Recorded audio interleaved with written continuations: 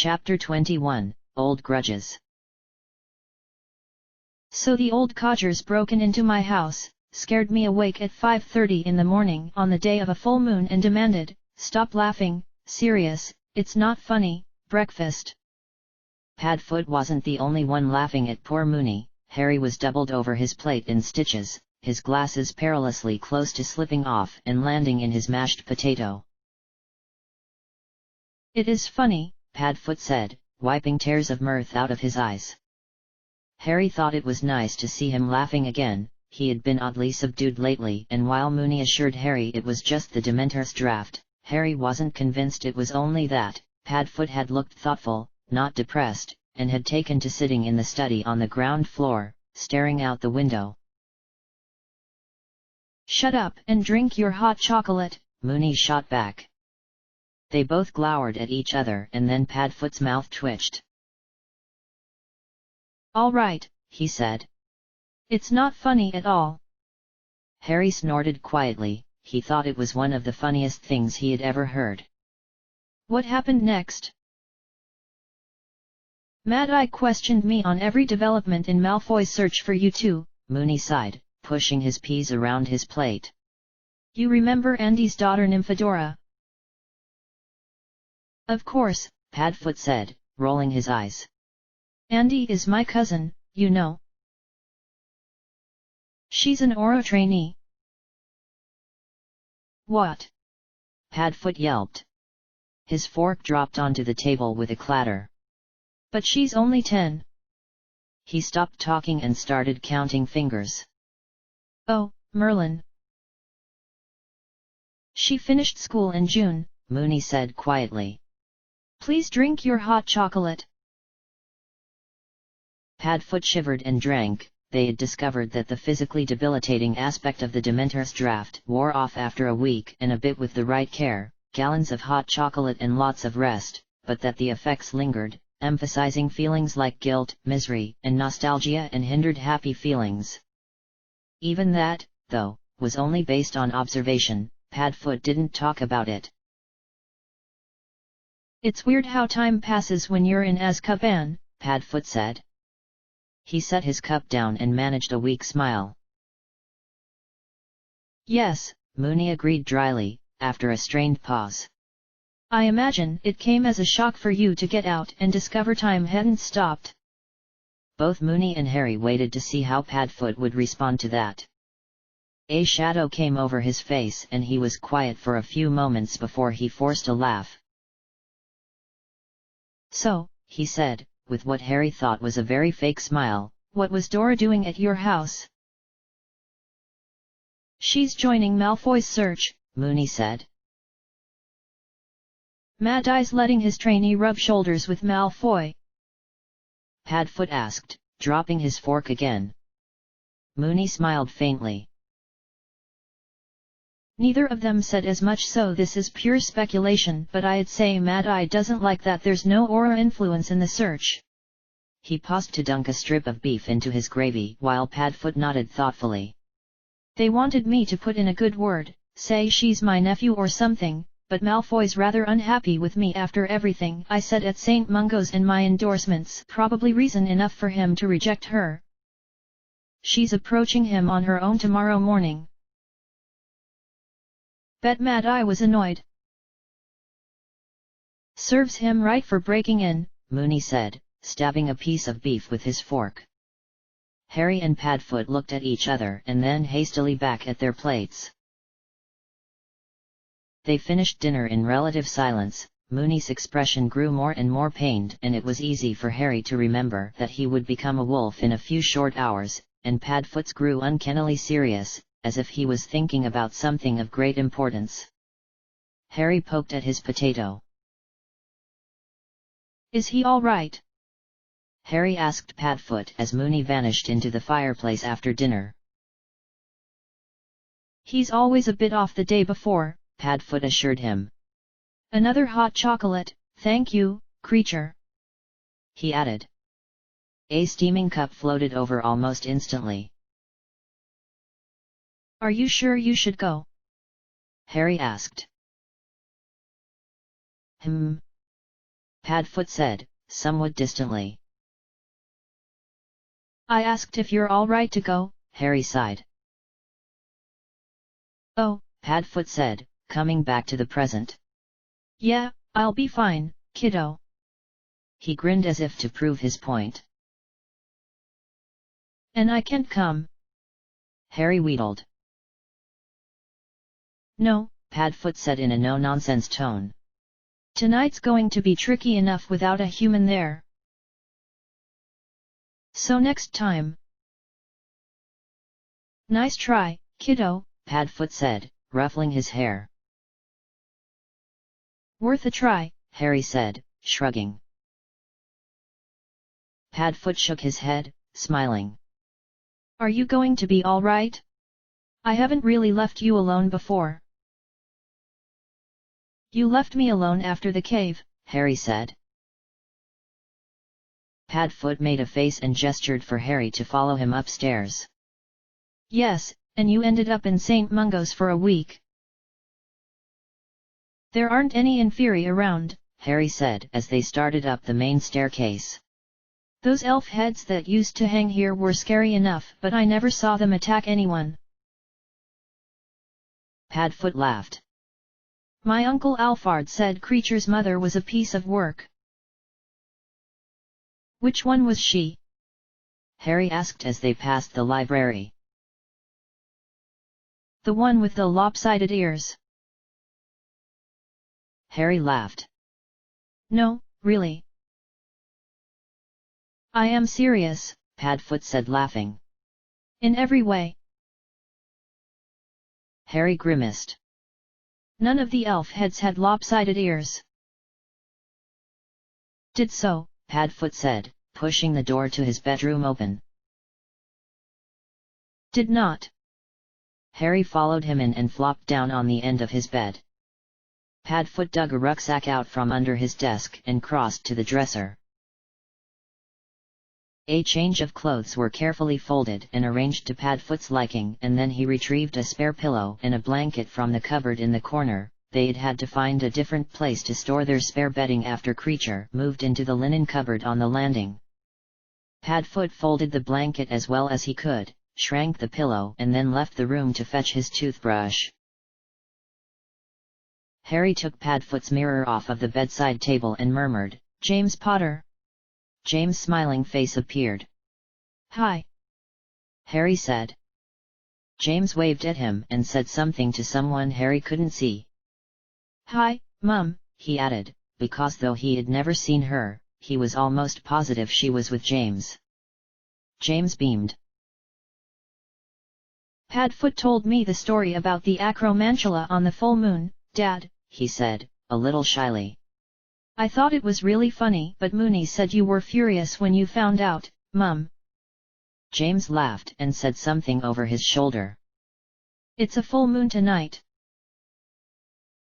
You're missing out, Prongs, Padfoot called, returning with his toothbrush, toothpaste, and food he had obviously raided from the kitchen. All were deposited into his now rather full rucksack. Bye, Harry whispered, passing the mirror to his godfather. James waved again. I've got to go, Prongs, no time to chat unfortunately, but I know you're watching us from wherever you are, so keep an eye on your kid, Padfoot grinned at Harry. Tonight. Keep him in line and all that. I'll say hi to Mooney for you, shall I? Padfoot's voice wavered ever so slightly and he muttered a goodbye before tucking his mirror into his pocket. Shut up, he muttered. What? Harry said. Nothing, nothing. Now, Padfoot said, shouldering his rucksack, please behave tonight. No brewing if you don't mind. You can practice your spells if you would like, but only in the training room and nothing flammable or explosive, got it? Harry rolled his eyes. The Dursleys had also been under the impression that Harry couldn't be left alone without destroying something, but nodded. It seemed fair, especially since Harry was still prone to lighting things on fire while he slept. Padfoot had put a fire-freezing charm on his bedroom. Keep your wand on you at all times, don't answer the door, Mooney's the only one who rings the doorbell anyway and he'll be indisposed tonight, don't leave the house, and if anything goes wrong, send a message with Hedwig, she'll be able to cover the distance in about an hour. Okay, Harry said, shrugging. Good, Padfoot said. There's food if you're hungry, books if you're bored, or you could talk Creature into playing Exploding Snap or Snitch and Seeker. That was what wizards called hide and seek, Harry had learned. Or get him to tell you a story or... Padfoot, Harry said laughing, it's fine. Oh, and make sure you're in bed at a reasonable hour. Creature can make you breakfast if you're up early, but I should be home by about 7 anyway. Padfoot, Harry said. I know I've forgotten something, Padfoot muttered, crossing to the door. Forgotten something? Harry asked, trailing after him. I think you've just recited an entire parenting textbook. Padfoot ignored that and then said, Aha! Don't go near the floor or that bloody locket. I won't, Harry assured him. Say hi to Mooney for me. I will, Padfoot said. And then, almost as if he was speaking to himself, said, There. How's that for responsible guardianship?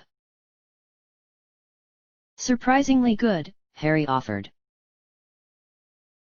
I'll see you in the morning, Padfoot said with a smug smile.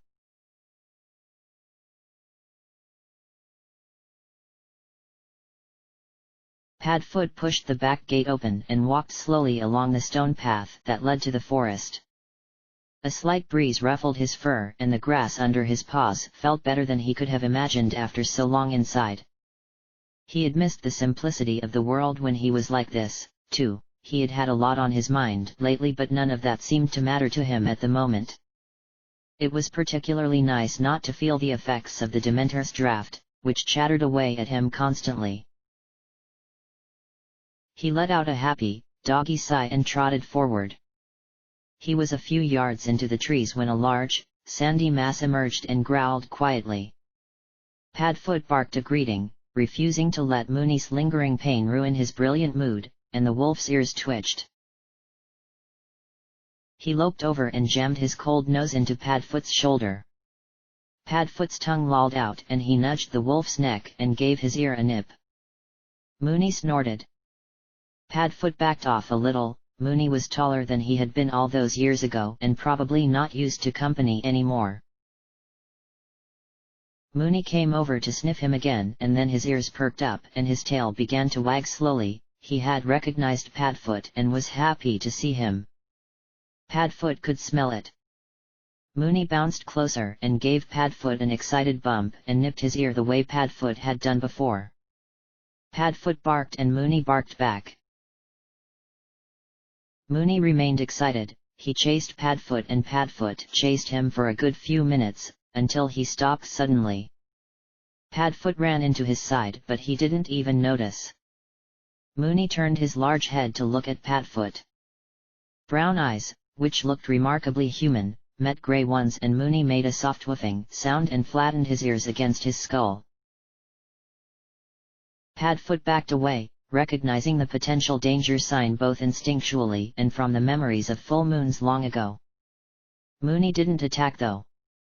He made the noise again and then whined and looked around, his tail drooping. Only after Mooney had taken several more looks around did Padfoot understand. He was looking for prongs. That ruined Padfoot's good mood pretty quickly, although he wasn't in a bad mood, just a sad one. Padfoot barked once, quietly, and sat down, resting his head on his paws. Mooney whimpered again. Padfoot let out a sighing noise and then whined once. Mooney's tail was well and truly between his legs now and his entire body seemed to slump. He came over and nudged Padfoot's side with his nose and then he tilted his head back and howled a loud, mournful note to the moon and to the stars because the stag wasn't there, because the stag never would be again. There was no anger this time, as there had been other times when one of them couldn't make it. The wolf knew this was different. Padfoot could smell it, the grief, and the longing and the pain.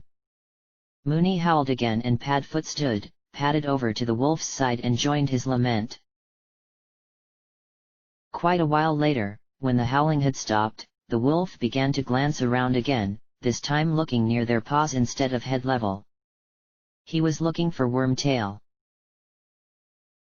Padfoot bared his teeth and let out a long snarling sound.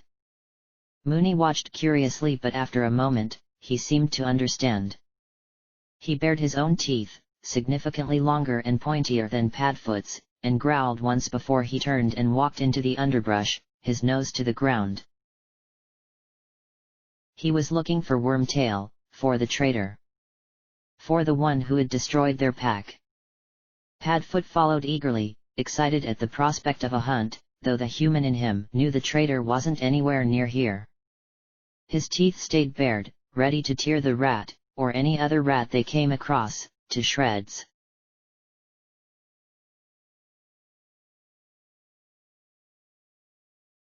"Has there been news, Albus?" Minerva whispered. Dumbledore shook his head and Fawkes let out a mournful cry.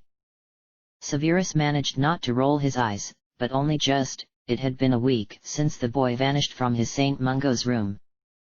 Severus had thought Lupin was a prime candidate for that, but he had been home when Dumbledore went to visit less than 5 minutes later and supposedly cleaning up the remains of a late dinner, which indicated he had been there for quite some time, instead of at the hospital, stealing James Potter's son.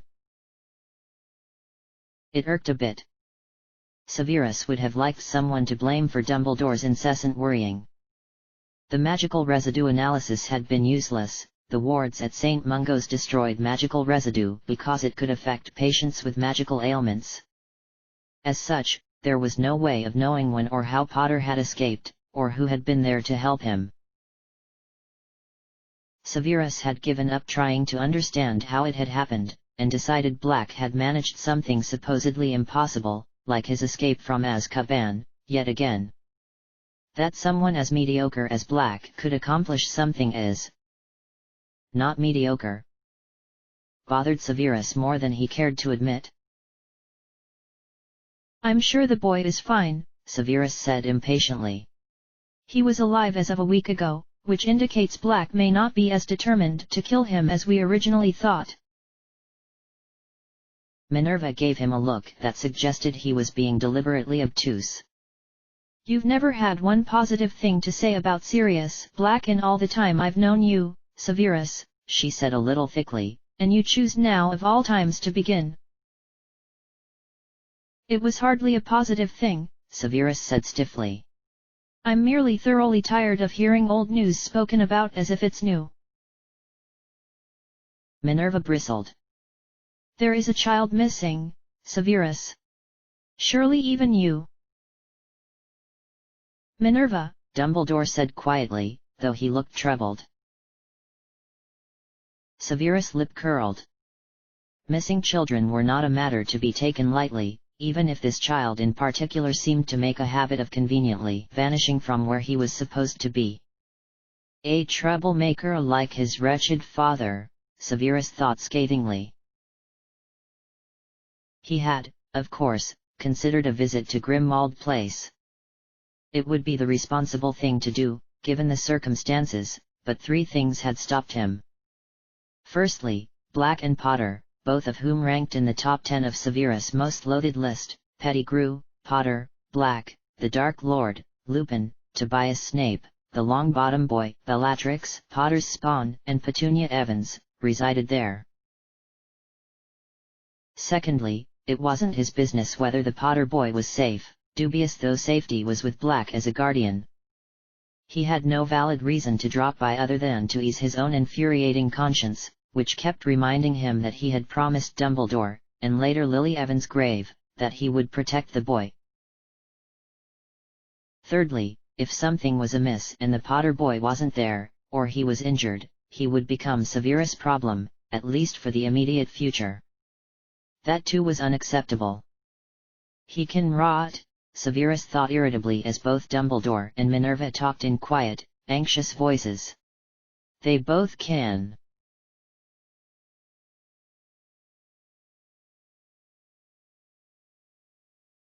Harry was just taking his glasses off for bed when the doorbell clanged through the house.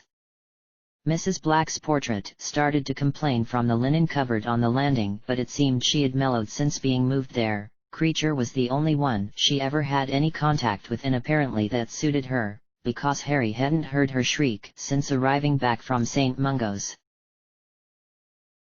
He jammed his glasses back on, snatched up his wand and hissed, "Creature!" Creature materialized a moment later, in the middle of Harry's dark bedroom. "Don't answer the door," Harry told him. "Master Sirius gave Creature his orders," Creature said. "Master was specific as always." His voice dropped and he muttered, half to himself, half to Harry, in somewhat grudging, somewhat admiring tones. "So specific, in fact, that Creature cannot even go on the ground floor tonight, though Creature is sure Master has his reasons." "Yeah, he does," Harry assured the elf. The doorbell rang again and Mrs. Black called for Creature to answer it. Creature twitched, as if he was about to do as he was told, but then visibly restrained himself. He was only allowed to follow the portrait's orders if he asked Padfoot for permission first. The doorbell rang a third time. Creature left to calm his poor mistress and Harry crossed to the window to try to see who it was.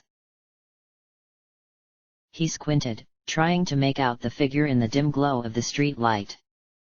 He couldn't tell if it was a man or a woman, how old they were, or how tall. He couldn't even tell what they were wearing, they just looked like a shadow.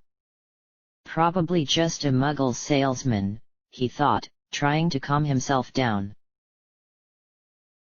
Odd hours to come at, but that's fine. The figure moved as Harry watched and then extended an arm. Harry assumed it was to tug on the string that rang the doorbell. They'll go away when no one answers. The sound of the front door opening, and the sound of someone stepping onto the squeaky floorboard just inside the door, drifted up the stairs. Harry thought he might be sick. Gripping his wand so tightly his knuckles were white, he ran out onto the landing and peered over the banister where he could see the end of the ground floor hallway illuminated by the lamps that came on whenever someone entered the house. A dark figure walked into view, peering down the stairs at the dark kitchen, and then began to tilt their head up. Harry threw himself down onto the floor. His existence should be concealed by the Fidelius charm, but he wasn't taking any chances. He counted to 5 and then crawled forward, looking between the rails instead of over them this time, but the intruder was gone. The lamplight from downstairs guttered out and plunged the house into darkness again. There was a low curse from the stairwell and then a faint white light lit up on the second floor. Harry opened Creature's cupboard door, grabbed the elf with no more explanation than, "Shh!" and dragged him into his room. He closed the door as much as he could without it actually clicking shut in the hopes it would muffle any noise, thought Austin dear me omnia, and then span on the spot. They landed in the dark, but it was warm and the quiet gurgle of water told Harry he had brought them to the right place. Creature snapped his fingers and a little candle sitting atop the boiler flared into life. "There's someone in the house," Harry breathed. "An intruder in the House of Black," Creature croaked, looking stricken. He snapped his fingers again and a heavy, copper saucepan appeared in his hand. Harry stared at him. "Master Harry will stay here and safe," he croaked. "Where are you going?" Harry whispered. The menacing look in Creature's eyes was enough of an answer as he flicked a hand at the door and it popped open. "You can't go alone," Harry said, scrambling out of the den after him. Creature, unlike Harry, wasn't protected by the Fidelius charm. "Creature is capable of protecting his home and his master," Creature said, hefting the pan. He took a step toward the kitchen stairs and let out a quiet shriek. Harry jumped and knocked one of the chairs over. What happened? Harry asked. Magic, Creature croaked. Sent to find us. They know we're here. Harry asked, alarmed. But the Fidel. Creature's bony fingers wrapped around Harry's forearm and then they were in Harry's bedroom again. The lamps on the walls were blazing merrily. Harry shivered, the intruder must have left them on. Creature, what? He whispered. Quietly, Master Harry, Creature said, edging toward the door. Harry tiptoed after him and peered out onto the landing. It was clear, and the pair crept out to the top of the stairs. A dark shape moved on the third floor, headed down. Creature lifted his pan determinedly and moved silently onto the stairs. Harry followed, wand aloft. They were moving faster than the intruder, who seemed to be checking each room on the way down. Creature stopped suddenly midway down the stairs. Harry walked into the back of him with a quiet, "Oof. Sorry," and glanced around the next bend in the stairs. The intruder, a tall shadow, was on the first floor landing, looking into the drawing room. Without hesitation, Creature snapped his fingers and the intruder fell to the floor with a thump. Their wand light went out, plunging the landing back into darkness. "You didn't kill them, did you?" Harry whispered.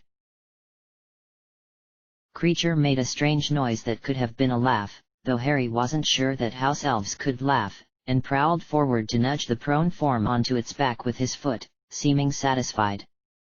Suddenly, the pan dropped. It landed disturbingly close to the intruder's head and rang dully when it hit the carpet. Creature keeled over with a high-pitched moan, clutching his head. Harry took a step forward, not entirely sure what was happening, at least until the intruder's rigid body relaxed and they sat up and lifted their wand. "Tachitum moverum!" Harry yelled and the intruder's fingers twitched uncontrollably. The wand dropped silently to the carpet and Harry dove for it, only to be shoved, quite hard, out of the way.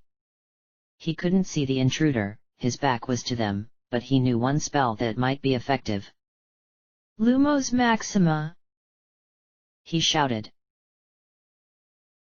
His wand lit up brilliantly, blinding Harry but also the intruder. There was a curse and the sound of movement behind him.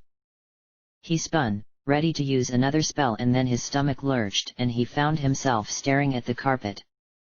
Creature was still keening on the ground. "Did no one ever inform you it was rude to attack house guests?" a snide voice asked. The lamps on the walls sputtered into life and Harry found himself looking into the eyes of a flushed, rather disgruntled Snape. Harry wasn't sure whether to be relieved or terrified.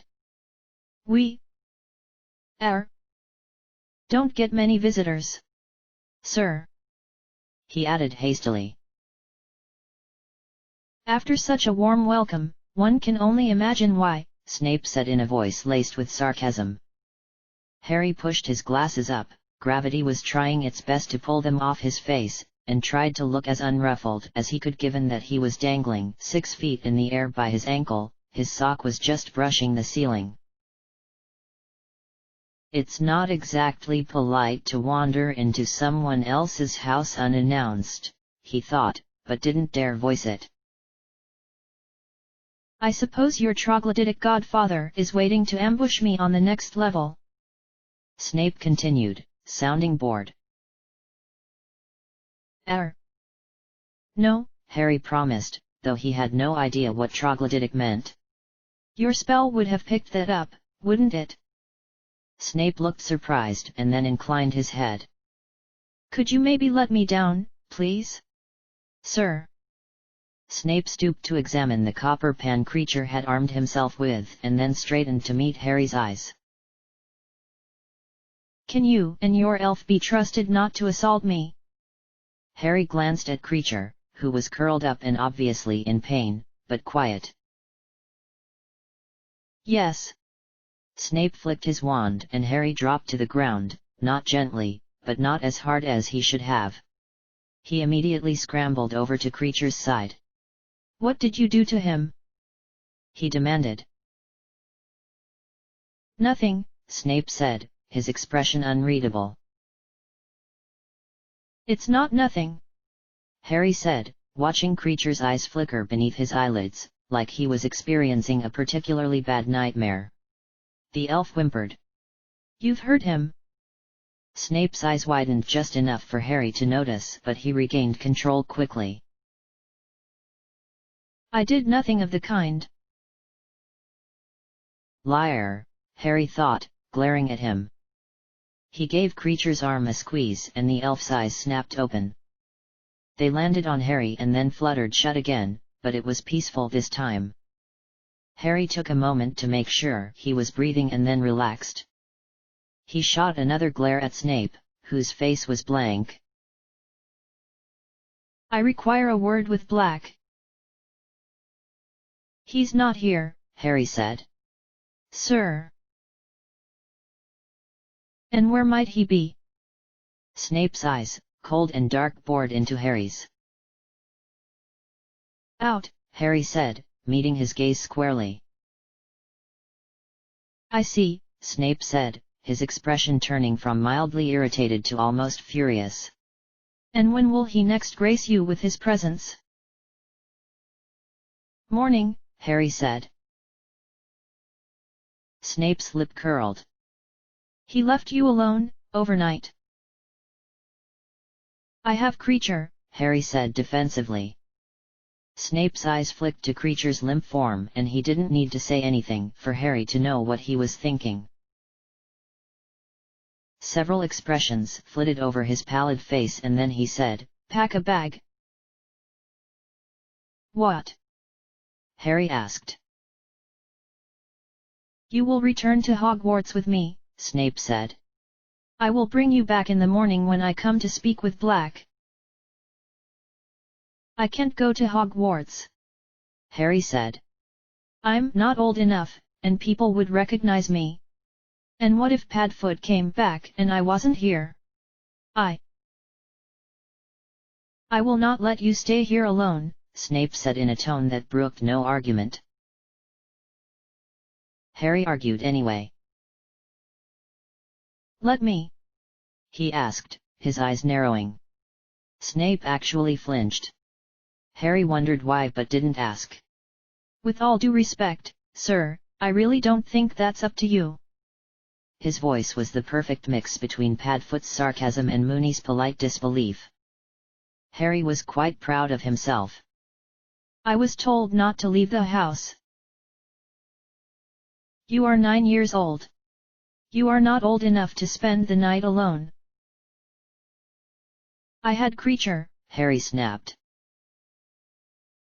No longer. And whose fault is that? Harry thought scathingly. Pack a bag, Snape repeated. Do you promise to bring me back in the morning? Harry asked tentatively. It seems Black's stupidity is contagious, Snape remarked and then said more loudly, I have already made that clear, Potter. What about Creature? Harry asked stubbornly. Snape glanced at the sleeping house elf. He'll have a headache when he wakes.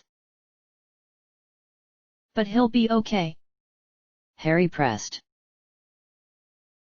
Snape gave him a look that had Harry scurrying upstairs to pack his rucksack.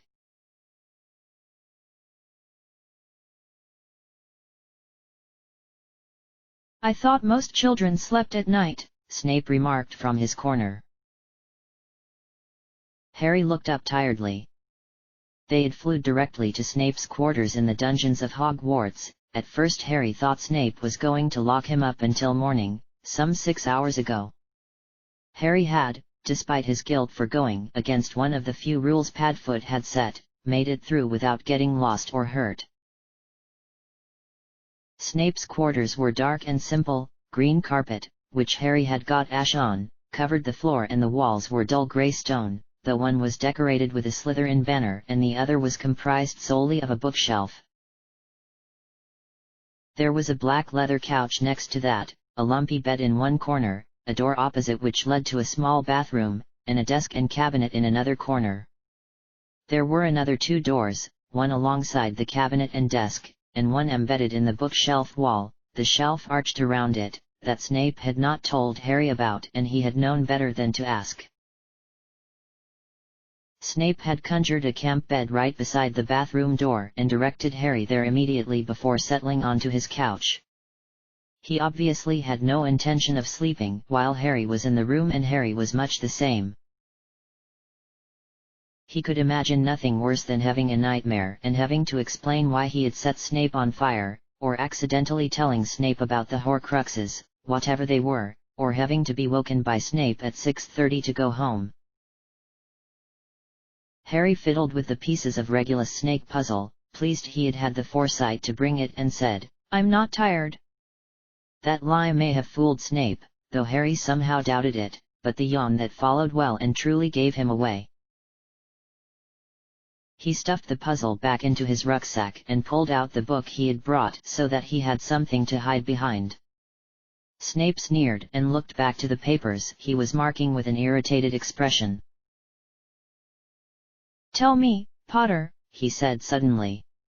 Harry started. Snape had hardly spoken to him all night, and glanced up. "How long a polyjuice potion should take to brew?" Harry blinked. He had never heard of a whatever it was potion before. "I don't know, sir," he said, peeking over the top of his book. "If I were to tell you it was an extremely complex and delicate potion?" Snape prompted. "A long time then, I suppose," Harry said tentatively. Snape smiled viciously and scribbled a large T on the parchment he was holding. "You are 9 years old, correct?" "Yes, sir," Harry said nervously. Snape added a comment beneath that and picked up another piece of parchment. His dark eyes flicked back and forward for a few moments, and then he etched another T onto that parchment with a flourish. "What do those letters mean?" Harry blurted. "I've never seen them used as a grade." "Wizards have a different grading system than Muggles," Snape said. "Oh. That made sense. What do they stand for?" "Outstanding, exceeds expectations, acceptable, poor, dreadful and troll." "Troll?" Harry asked. "It is synonymous with Gryffindor," Snape remarked, scribbling something down on the parchment he was holding. Harry's eyes narrowed. "Are you saying Gryffindors are trolls?" he asked carefully. Snape marked something with an A and glanced up. "Not at all," he said slowly, and fixed Harry with a look that Harry couldn't read but felt mocked by nonetheless. "I'm merely saying their ability in my subject could be rivaled by a creature with a brain no larger than your fist." Harry made a fist and stared at it for a few seconds before saying, "They can't be that bad." Snape's lip curled. "Talented potions students are few and far between, and the only one I've known who came from Gryffindor finished school before you were born. If you think students are stupid, why do you teach?" Snape scratched another mark, and this time, onto an essay. Harry waited. "If you're expecting me to justify my choices to you, Potter, then you're as delusional as your father and godfather." Harry frowned and glanced back at his book. It was about Dementors, something Harry had taken to reading about to try to find a solution other than chocolate that would fully heal Padfoot. Snape gave him a superior look and grabbed another roll of parchment. After a moment, Harry glanced up again and fixed Snape with a speculative look. "Yes, Potter?" Snape asked, sounding resigned. Harry flushed and looked down. Nothing. How extraordinarily like your father you are, Potter. It would seem the penchant to waste my time is genetic. Harry swallowed a rude comment. Sorry, he muttered instead. His eyes flicked up to Snape again. What?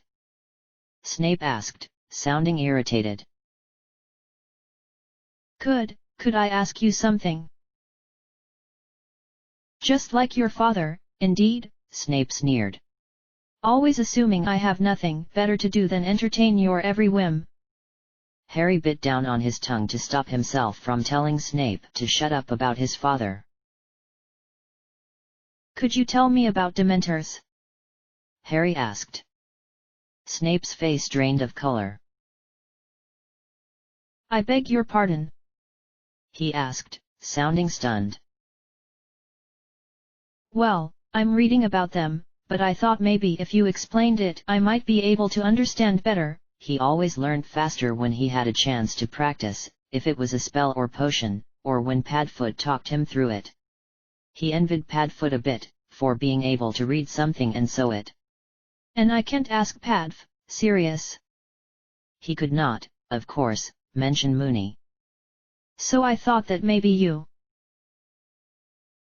There is nothing I can tell you that you will not find in your book, Snape said stiffly.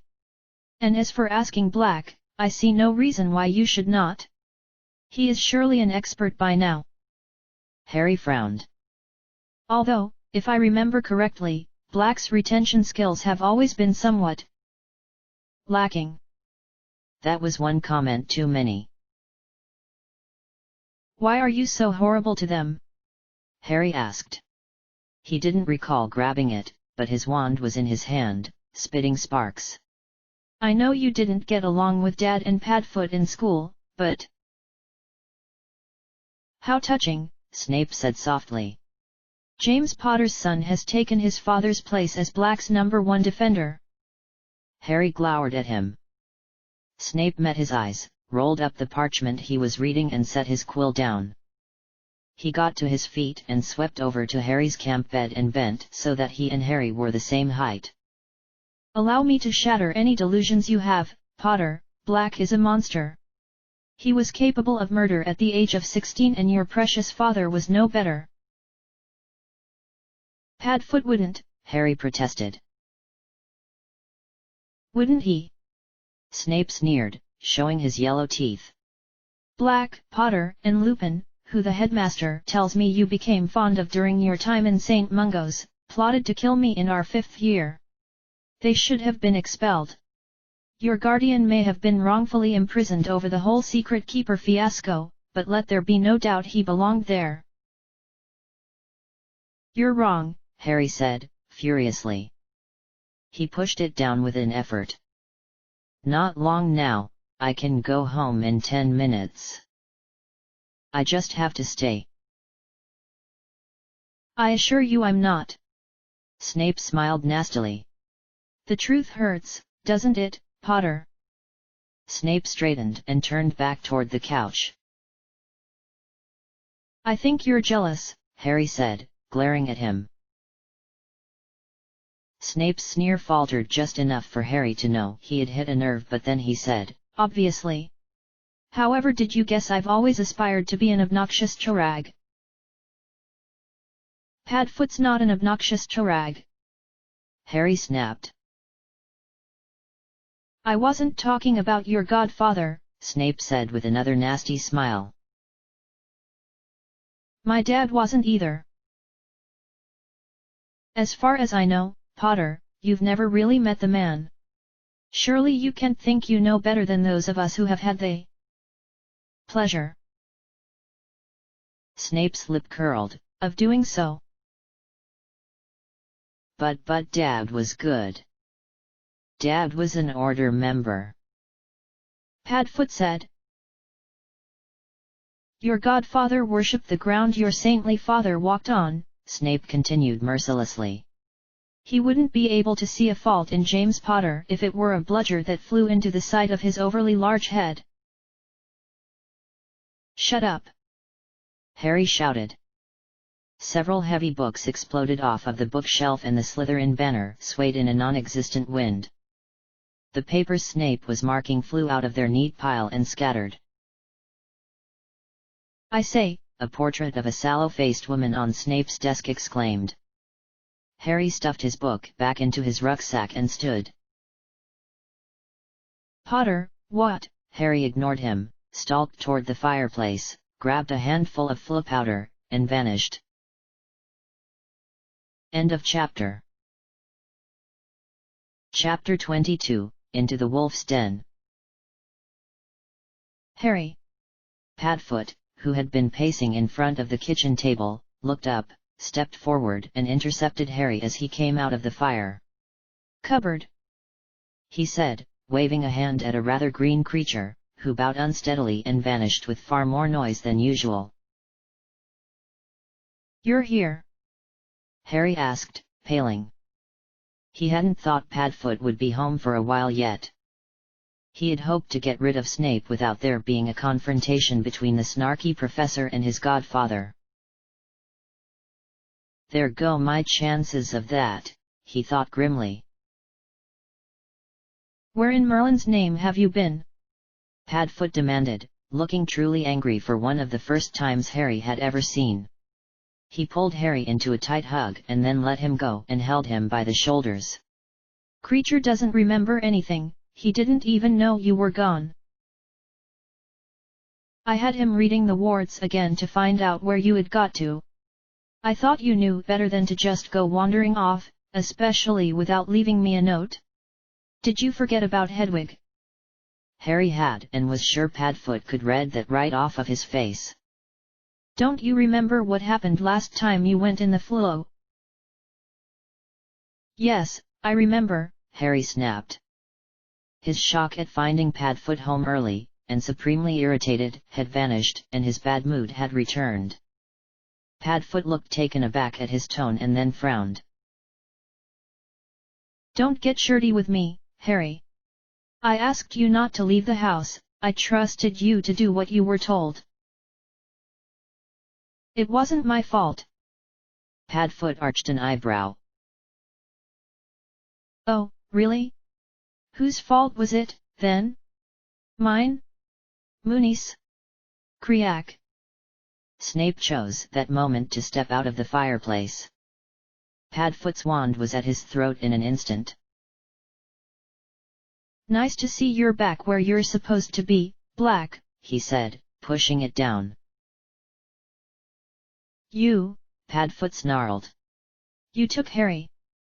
Snape's eyes flicked to Harry, who wanted nothing more than to sink into the floor. At least Padfoot wasn't angry with him now. How is the elf? Snape asked, rolling his own wand between his fingers. What did you do to him? Padfoot asked. Nothing permanent, Snape said with a nasty smile. What do you want? Padfoot asked after a moment of silence. Harry sank into a chair, his eyes shifting between his godfather and Snape. To know why you were off marauding while the boy was here. And that's your business for what reason? Padfoot asked coolly. You didn't want to implicate yourself, or help, last I knew, Snape. Why the change of heart? Because someone has to care for the boy and it is becoming increasingly obvious that you're not capable. You can't help yourself, can you? Padfoot asked with a grimace. You just have to stick that oversized snout of yours into other people's business. Snape's face turned a pale pink, but his voice was no less venomous. I know where you were last night. Congratulations. Remind me again why it's your concern. I saw the moon, Snape sneered. Anyone who's not a complete dunderhead could work out what you were doing. How in Merlin's name did you manage it, then? Padfoot asked, looking genuinely astonished. Snape's face turned pinker. You should be locked up, he snarled. The only reason you're not is because someone else would have to put up with Potter's spawn, and it's far more convenient to inflict you on each other than on innocent members of the public. I hope you don't mean yourself when you say innocent. I certainly didn't mean you. Your last visit was to tell me I was innocent, Padfoot sneered. Remember? Snape's eyes narrowed. So are you a liar, or just fickle? Because I can't think of any other explanation. Snape stepped forward and caught Padfoot by the throat.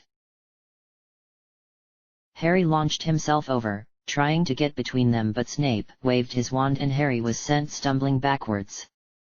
When he tried to move, he found his shoes stuck to the floor. He bent to undo his shoe laces, but they were stiff, like wire, and wouldn't unknot. He also found he couldn't speak. Meanwhile, Snape's hand was back around Padfoot's throat, and Padfoot's wand was at Snape's. Give me a reason, Black. Innocent or not, I'll do it. Snape pressed his wand into Padfoot's neck. Killing me would somewhat ruin your innocence, Padfoot said, his voice about as strong as it could possibly be, given his constricted airway. And then you would need to make arrangements for Harry.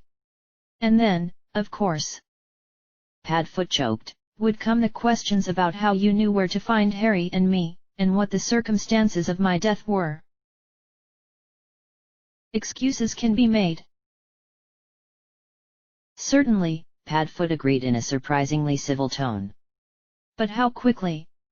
When there are several hours between my recorded time of death in the Department of Magical Records birth and death registry and you coming forward, they'll get suspicious. Snape's hand tightened. And they'll be more than suspicious when you get a mention in my will. What? To snivel us, Snape, Padfoot said, his eyes glinting. I leave the book killer curses so the next person he kills can have a more exciting death than the one he gave me. Commutatio donum mortis. A silver star fizzled out of his wand tip, alarmingly close to Snape's face. Undo it, Snape growled, releasing Padfoot and shoving him back. Several chairs went tumbling to the ground and Padfoot collided with the table with a painful thud. No, he said, quite calmly. Now. Sawed off, snivelly. When have I ever listened to you? You would do well to listen to me, Snape said. I may not kill you, but I can still turn you over to the Dementors. Padfoot shivered, his expression distant. A moment later, he smiled. You wouldn't dare, Padfoot said. Snape looked as confused about that as Harry was. Oh, wouldn't I? No, Padfoot said, picking himself up off of the ground. He placed himself between Snape and Harry. Because I'll tell them all about you. You won't have the chance. Won't I? I rather think they'll want me brought to trial. It restores confidence in the system, you see. And they'll want me questioned. You don't really think they'd send me back to Azkaban before figuring out how I escaped, do you? And they'll want to know where I lived, and how I avoided them for as long as I did. I'm sure I could find some way to slip your name into the conversation. I'll take you straight to the Dementors. You'll be kissed the moment they see you. Snape's smile was all yellow teeth. That'd be unfortunate. For you. I don't know if you know this, Snivelus, but a kissed person is considered dead. Snape's smile slid off his face. If I'm kissed, my will would be brought out and you'll be implicated. Padfoot was smiling pleasantly now. If you act against me, Snivelus, your life is ruined. Padfoot didn't look overly upset at the prospect. Snape's wand spat black and green sparks. Harry might have taken a step backward if his shoes weren't stuck. And Lupin? Snape asked softly. I can't attack you directly, Black, but you've always been protective of your pet. Now Padfoot's wand was spitting sparks. I could out him for conspiring with you.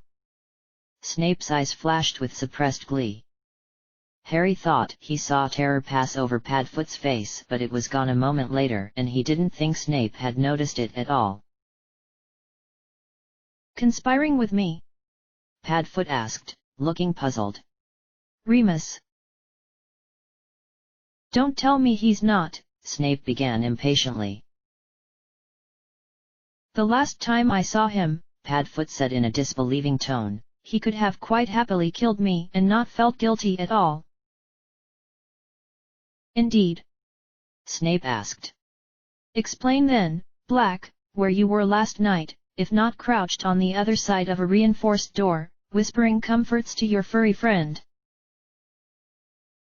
You think I'd go anywhere near him as a human, on a full moon? Padfoot asked, looking stunned. I think the potion fumes have muddled your brain. You never answered my question, Snape said menacingly. Not that it's any of your business, Padfoot mumbled, but you're obviously not about to leave this alone. He swallowed, glanced briefly in Harry's direction as if urging him to play along, and then whispered, I was dealing with my own problems. And what problems might those be, Black? Snape sneered. Padfoot righted one of the fallen chairs and sank into it. A few nights before Harry's birthday in July, I went out to buy him a birthday present. It was night, I didn't want Harry guessing where I was, and I was leaving the leaky cauldron when I was attacked. He looked up at Snape. You've heard of Greyback, I'm sure. Snape, who looked uncertain, nodded. Padfoot pulled the collar of his t-shirt down to reveal a nasty scar on his neck. Impressive, isn't it? I was able to stop the bleeding, but that sort of a bite can't be healed. You're a werewolf. Snape looked a little afraid now, but also skeptical. Oh, yes, Padfoot said. He bared his teeth and Harry could have sworn they were longer and pointier than usual, and that his eyes had darkened slightly. Snape inched backwards. It's not so bad, most of the time. Full moons are by far the worst. Liar, Snape said. You're a Legilimens, aren't you? Padfoot asked. Have a look. Watch me transform. Snape's eyes narrowed and then Padfoot winced, but seemed to be focusing on something. After a moment, Snape blinked and moved his head to the side, while Padfoot slumped back into his chair. The boy is coming with me, Snape said. You can't do that, Padfoot said firmly, leaping to his feet. I'm his guardian. Your kind are unable to obtain ownership of children that are not your own, Snape hissed. I'm not a danger to him. I killed the last wolf that came near him. Snape looked startled. You know he was in hospital, don't you? Padfoot said. Greyback sent one of his lot after Harry. It wasn't a full moon, though. They were only supposed to capture him. We put up a bit more of a fight than they expected. Padfoot smiled that very toothy smile again. Harry was hurt, so I sent him to Remus by Port KF. So you admit he helped you? Your kind band together as I seem to recall. I had limited options as you can imagine, and while Remus might hate me, I trusted him to do the right thing for Harry. As for banding together, I tracked the wolf that attacked us back to the camp he was housed at, killed him and then stole Harry back from St. Mungo's. After Azkaban, a hospital was nothing. Padfoot smiled and Snape leaned away from him. I worried about tonight after everything that's happened, so I left Harry here, with Creature, and went a long way away to transform. Turns out I needn't have worried. Nothing attacked me. His eyes darkened. It seems the danger was here, instead. The boy isn't safe, Snape said, looking pale. That's hardly true, Padfoot scoffed. I remove myself on full moons and I'm harmless the rest of the time. His eyes flicked to Snape. Unless I'm provoked. Snape flicked his wand at Harry, who found he could move and talk again. A new home can be arranged for you, Potter, if you so desire. And where would he go? Padfoot asked. If you thought he was better off with his aunt than he is with me, you would have tried to take him last time you visited. And unless you want to take him, which I'm positive isn't the case. I asked the boy, Black, not you. I don't want a new home, Harry said coolly. My parents trusted Sirius to look after me. I trust him too. This is the only time I will offer my assistance, Snape said, his black eyes boring into Harry's green ones. Harry stared right back. Snape was the first to look away. Idiot boy. Don't talk to him that way, Padfoot growled. Snape gave him a look of utter loathing. He grabbed a handful of flu powder with a superior expression, as if daring Padfoot to comment on it, and vanished in a whirl of green flames. Holy Hufflepuff, Padfoot said, looking stunned. Harry sank into the chair next to him, unable to believe what had just happened. Snape thinks I'm a werewolf. I told Snape I was a werewolf. Padfoot laughed weakly and ran his hands through his hair. Harry let out a little stunned laugh too. I almost believed you myself. Padfoot looked rather pleased with himself. What's leggy whatever it was? Legilimency. Muggles would call it mind reading. He read your mind. Harry exclaimed. Only what I showed him, kiddo. Which was my first ever animagus transformation. Padfoot grimaced. It was unpleasant. Does it hurt? Oh, yes. Only the first time, though. Padfoot said. After that, your magic and your body are sort of used to it. Werewolves aren't quite as lucky. And the scar? Harry asked. James was in hiding and Peter was sick. Padfoot's face contorted briefly. Or at least that's what we believed at the time. I went with Remus, alone. He was trying out a potion made by Belby, a bloke we had known at school. The potion was supposed to calm him down, but it had the opposite effect and I couldn't leave him alone or he'd start attacking himself. He pulled a face. When we got back in the morning we were both pretty mangled. Your mum and dad patched us up, but the healing was so delayed I was left with this. Padfoot ran a hand over his neck. It's pretty impressive if I do say so myself, although that's the first time I've ever actually been believed when I told someone I got it from a werewolf. And your teeth? They were sharper. Padfoot smiled and Harry saw the teeth grow longer. I've been an animagus for years, he said. His teeth shrank and grew as Harry watched.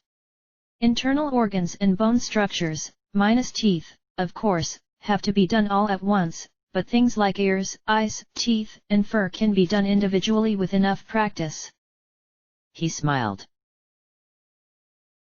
Your dad worked out how to grow antlers about a month before Halloween. Thought it was terribly funny until Lily started hanging things on them. Harry laughed, but it turned into a yawn midway through. Padfoot noticed. How much sleep did you get last night?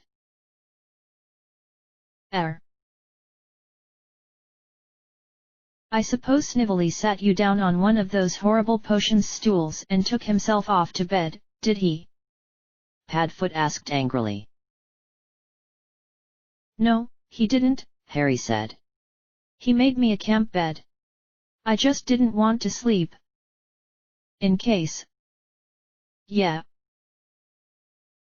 Oh, kiddo, Padfoot sighed. He opened his arms and Harry went over for a hug. You can sleep today, if you would like. Harry shrugged. Padfoot watched him carefully for a moment and then let him go, stretched, and made his way over to the stove. Are you hungry, then? Starving, Harry admitted. Does porridge sound all right? Harry nodded, stifling another yawn. He dozed while Padfoot dug through the cupboards, muttering to himself. Where's the saucepan? He asked a moment later. What? Harry forced his eyelids open, they had been slowly slipping shut. The big copper one, Padfoot said, examining the empty hook with narrowed eyes. Harry smiled sheepishly. Creature had it. It's on the second floor landing. Ah, that's right, Padfoot said, snapping his fingers. I tripped on it when I was looking for you. Harry grimaced. Dare I ask what it's doing there? Harry shrugged. A Keo pan. There was a metallic ringing from upstairs and then a thud before it whizzed down the stairs and into the kitchen. Padfoot caught it, muttered a quick charm that cleaned it and wandered into the pantry. Harry pulled his glasses down so that he could rub his eyes. He traced the wooden grain of the table to keep himself awake. Harry. Padfoot's exasperatedly amused tone made Harry think that wasn't the first time he had been called. Sorry, what? I said I'm sorry for snapping at you. Oh. It's okay. Harry said, yawning. Padfoot smiled at him and turned back to the stove. I would have been angry, obviously. Padfoot's voice seemed to be coming from a long way away. But the Dementor... Next thing Harry knew, he was falling. He let out a little shout of surprise, but there was nothing to catch. The kitchen floor was remarkably soft, or maybe he was too tired to care. He tried to push himself up before Padfoot noticed. He'd be laughed at for sure, but oddly, Padfoot was already there, pushing him down into something soft. Is porridge ready? Harry mumbled. Padfoot laughed and gently removed his glasses. What are you doing? Harry reached, trying to get them back, but his hand only caught air. Sleep, kiddo, Padfoot said. He shrank into a black, furry blob which leapt up onto Harry's blanket covered. Harry wondered where that had come from. Legs. Harry wasn't sure how that was even possible, because he was fairly sure he was lying on the kitchen floor, but he wasn't about to argue. Maybe Padfoot had moved him. Padfoot made a noise that was a woof crossed with a whine, and then a cold, wet nose nudged Harry's hand. He fell asleep petting the soft fur of Padfoot's ears.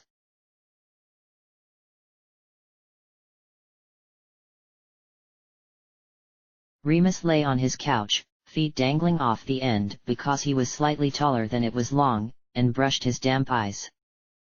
In the 8 years since it had happened, he had more or less recovered from the grief that had come with losing Lily and James.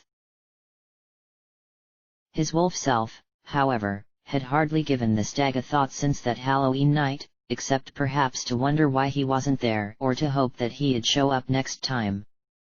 And then, while Remus the man already knew it, Remus the wolf had learned from his old pack-mate that the stag was gone. It was like losing James all over again. He had managed to hold himself together while Sirius patched up a graze on his shoulder and made him eat breakfast, which was accompanied by tea containing a comforting concoction that dulled the aches from transforming. The moment Sirius vanished into the fireplace, with strict instructions that Remus rest. Remus had shuffled over to the couch and buried his face in his hands. He thought he had fallen asleep at one point, but any good that may have done him had already been undone by him crying. His eyes were sore and puffy, his voice was hoarse and he ached on the inside now as well as the outside. Sirius had said he and Harry would be over for dinner, but that was still hours away, and so Remus found himself staring out the window at the clouds. 2 quiet pops pulled his attention away from a cloud shaped like a golden snitch. He saw 2 figures appear and walk stealthily out of the tree line toward the house. Remus didn't know whether the promise of company made him happy. He really didn't have all that many visitors, or made him want to cry some more. His senses were sharper than an average wizard's, and were even better in the days immediately before and after a full moon. As a result, he could easily see Nymphadora's shock of tomato red hair and the bright blue of Mad Eye's magical eye.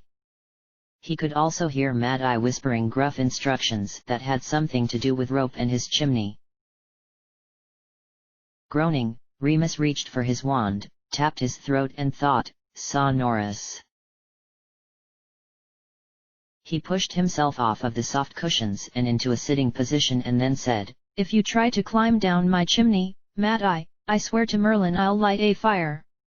He heard a delighted laugh from Nymphadora and a muttered curse from Mad Eye.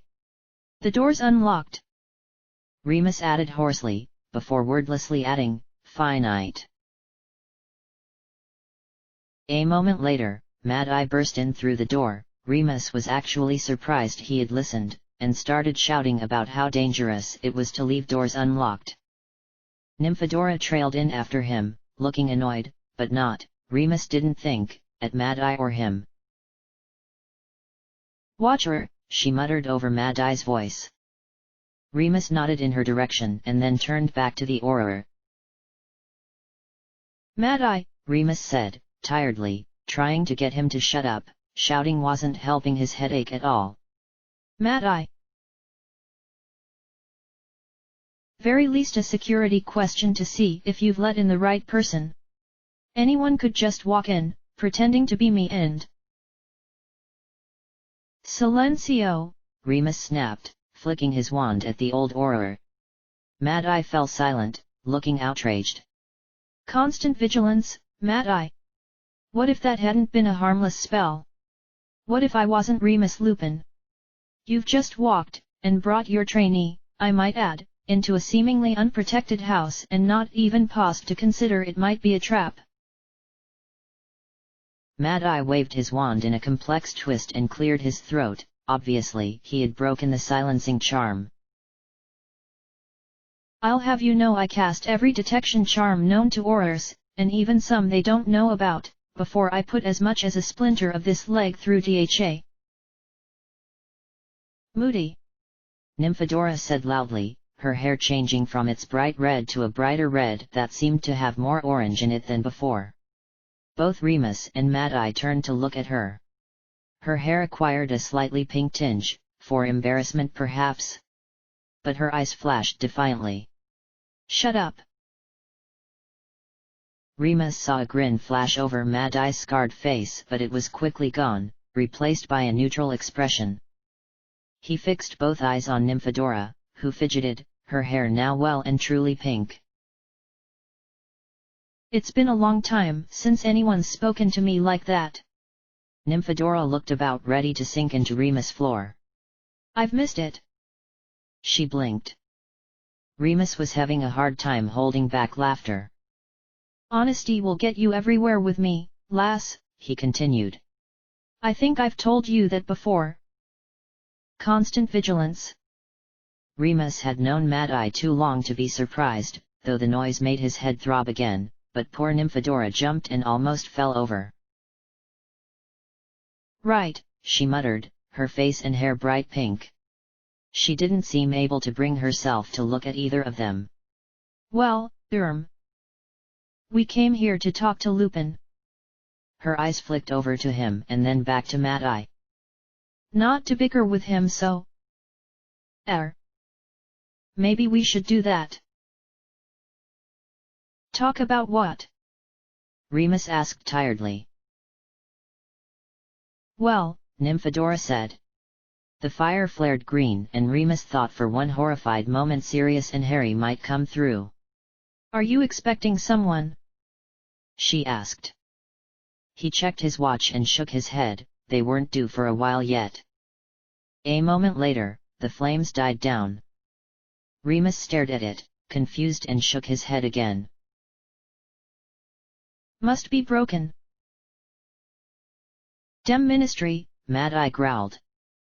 Remus and Nymphadora glanced at each other and silently decided not to point out that Mad-Eye worked for them. Right, Remus said hastily. So you wanted to talk. The girl's just been to see Malfoy, Mad-Eye said, waving his wand at Remus' armchair. It didn't react at all and Mad-Eye seemed to decide it was safe enough to sit on. The worn leather groaned quietly. Nymphadora glanced at the two of them and sat down on the end of Remus' couch that was closest to Mad-Eye. Oh, Remus said. He had forgotten about that in the face of the full moon, and now, more pressingly, his headache. How did it go? Mad-Eye and Nymphadora exchanged grim looks. Remus laughed without humor. That well? He asked wryly. Did you get a place at all? Yes, Nymphadora sighed. I got just what I needed, actually. Remus glanced at Mad-Eye but his face wasn't giving anything away. So what's the problem? And? He added, feeling a little nervous all of a sudden, why does it concern me? Nymphadora grimaced. He wants me to replace you.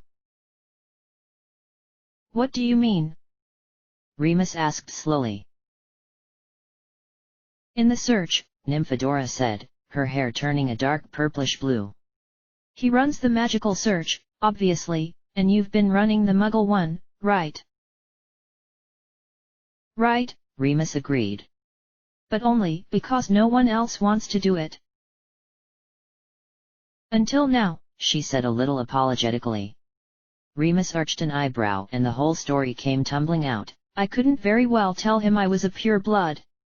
He'd see through that in a heartbeat because I'm fairly sure the man could recite that stupid book, Nature's Royalty, or whatever it is, and I didn't want to say I was a half-blood in case he started asking questions about Mum, so I opted for Muggle-born. And Muggle-borns are very knowledgeable when it comes to the Muggle world. Ah, Remus said. The kid made it very clear that he despises me, Nymphadora continued, pursing her lips. But apparently, Muggle-borns are the lesser of two evils. Remus forgot to breathe for a moment. No, if he had told her, she wouldn't be sitting here. And surely Mad-Eye would have warned me. Did he explain why? Remus asked stiffly. No, Nymphadora said, frowning. Now that you mention it, he didn't. She grinned. What did you do, Trip over his peacock? Say thank you to his house elf. She chuckled at her own joke but neither Remus or Mad-Eye joined her. Something like that, Remus said, gesturing for her to continue. She looked a little disconcerted. Right. Well, since he was generous enough to give me a job in his search, he thought he might ask a little favor in return. He wants me to replace you actually, he wants you gone altogether. She made an apologetic face. He wants me out of the search altogether. Remus repeated. Not straight away. Nymphadora looked pained. He told me to ask you to teach me everything you know, and to pass on your contacts. He says you've got a month or two at most. Remus tried not to look too delighted. He was thoroughly sick of Lucius Malfoy and his stupid prejudices, and he didn't really want to waste too many more hours searching for people he knew exactly how to find. Mad Eye said loudly, think otherwise. Remus blinked. What? Theodora talk was invented in a few hours, lad. She can vanish just as quickly. But then your job, Remus began, looking at Nymphadora. What job? Mad Eye barked. Her spy job, Remus said. You won't be able to do it, will you? Spy job. Mad Eye growled. Who said anything about a spy job? Who've you been talking to, Lupin? Remus shrugged. It's just logical that if you're sending her in undercover, then you don't want her recognized, or traced back to the Oro department. Unless the ministry's made some sort of deal with Sirius and you're sending Nymphadora in to make sure he isn't found. Mad Eye snorted. Then it's fairly likely she's there to get information on Malfoy. Mad Eye seemed to deflate. Nymphadora's hair was growing steadily pinker. I'm right, aren't I? Mad Eye grunted and said, saves me explaining everything at least. You're involved now, whether you like it or not. I expect full cooperation, am I understood? What do I have to do? I know what finding Potter means to you, Mad Eye said in a tone that was almost gentle. I'm not about to take that away. Remus was oddly grateful, despite the fact it didn't matter. But we need Nymphadora. Nymphadora cleared her throat loudly. In a position that gets her close to Malfoy. And you don't like my uncle, do you? Nymphadora asked. Not particularly, no. She smiled. Then how would you feel about having nothing to do with him ever again? Before Remus could ask what she meant, her hair was fair like Remus, her eyes were brown and she had shot up several inches. His nose is longer, Mad Eye said, glancing at her. And his face is thinner. Remus stared at Nymphadora, who now looked uncannily like him. I have a scar on my right cheek, he managed. She said, scrunching up her face. Better. You want to be me? He asked. It gives me an excuse to be close to Lucius Malfoy, she said in his voice. Absently, Remus thought that he should either find this very funny, or mortally offensive, but couldn't seem to get past the shock. He doesn't like you, but he tolerates you. I can lie to him, earn his trust. I can tell him whatever he needs to hear. You can still search for Harry Potter and Sirius Black. You just can't go near Malfoy. Good deal, eh? I went to school with him, Remus said. It's highly likely he'll know you aren't me, and if you managed to convince him otherwise, you would have to put up with all sorts of bigotry until you could win him over. Which you can't. His reasons for hating me aren't personality or opinion-based. Nymphadora looked curious but didn't say anything. As much as I don't like it, I think you replacing me is the better option. You're sure, lad? Mad Eye asked. Remus pretended to look torn and then nodded.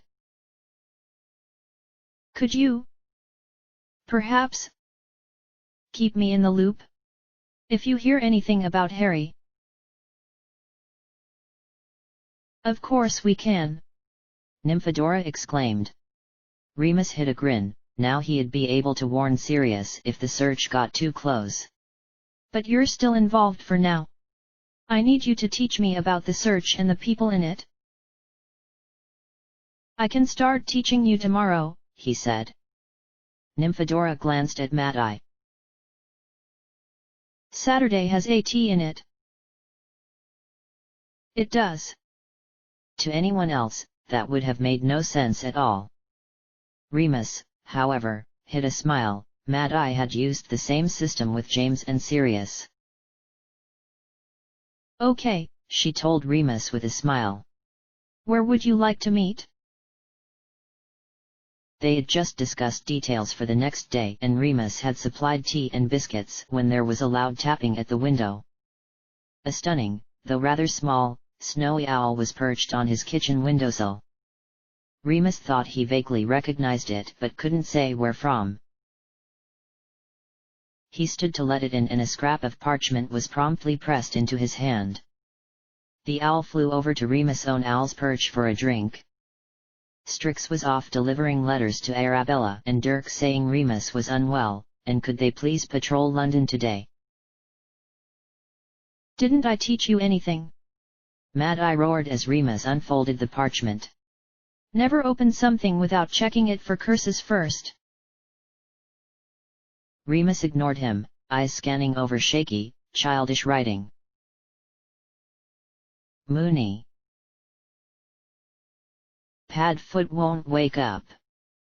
Sorry to bother you, but I didn't know who else to go to for help. Harry. It took Remus a moment to remember how to breathe. "Lupin," Nymphadora said, exchanging a worried glance with Mad Eye. "Are you all right?" "No," Remus said. He held the parchment up, but didn't hold it still in case Mad Eye tried to read it.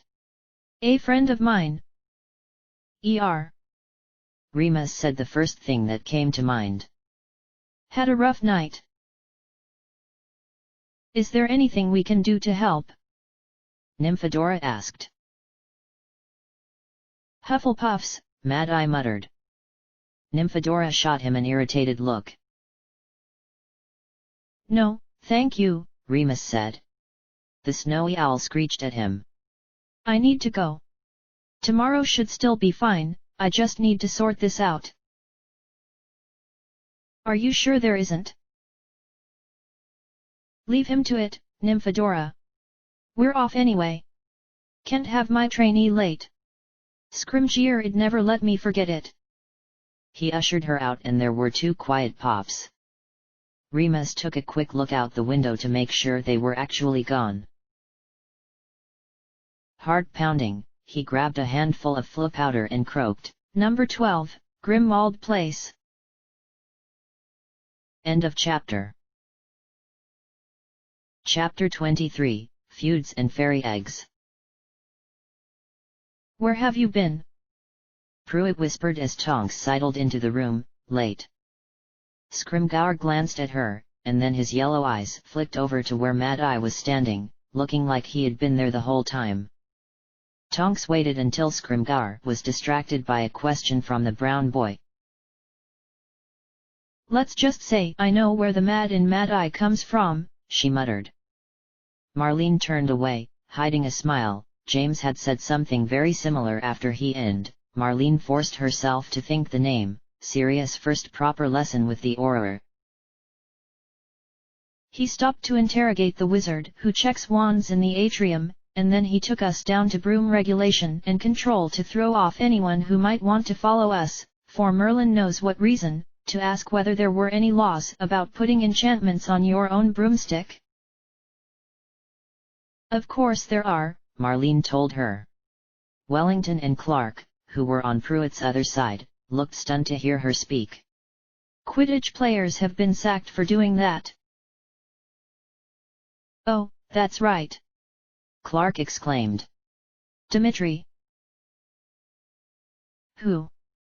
Pruitt asked blankly. "He used to play Seeker for the Montrose Magpies," Clark said impatiently. Marlene's eyebrows rose.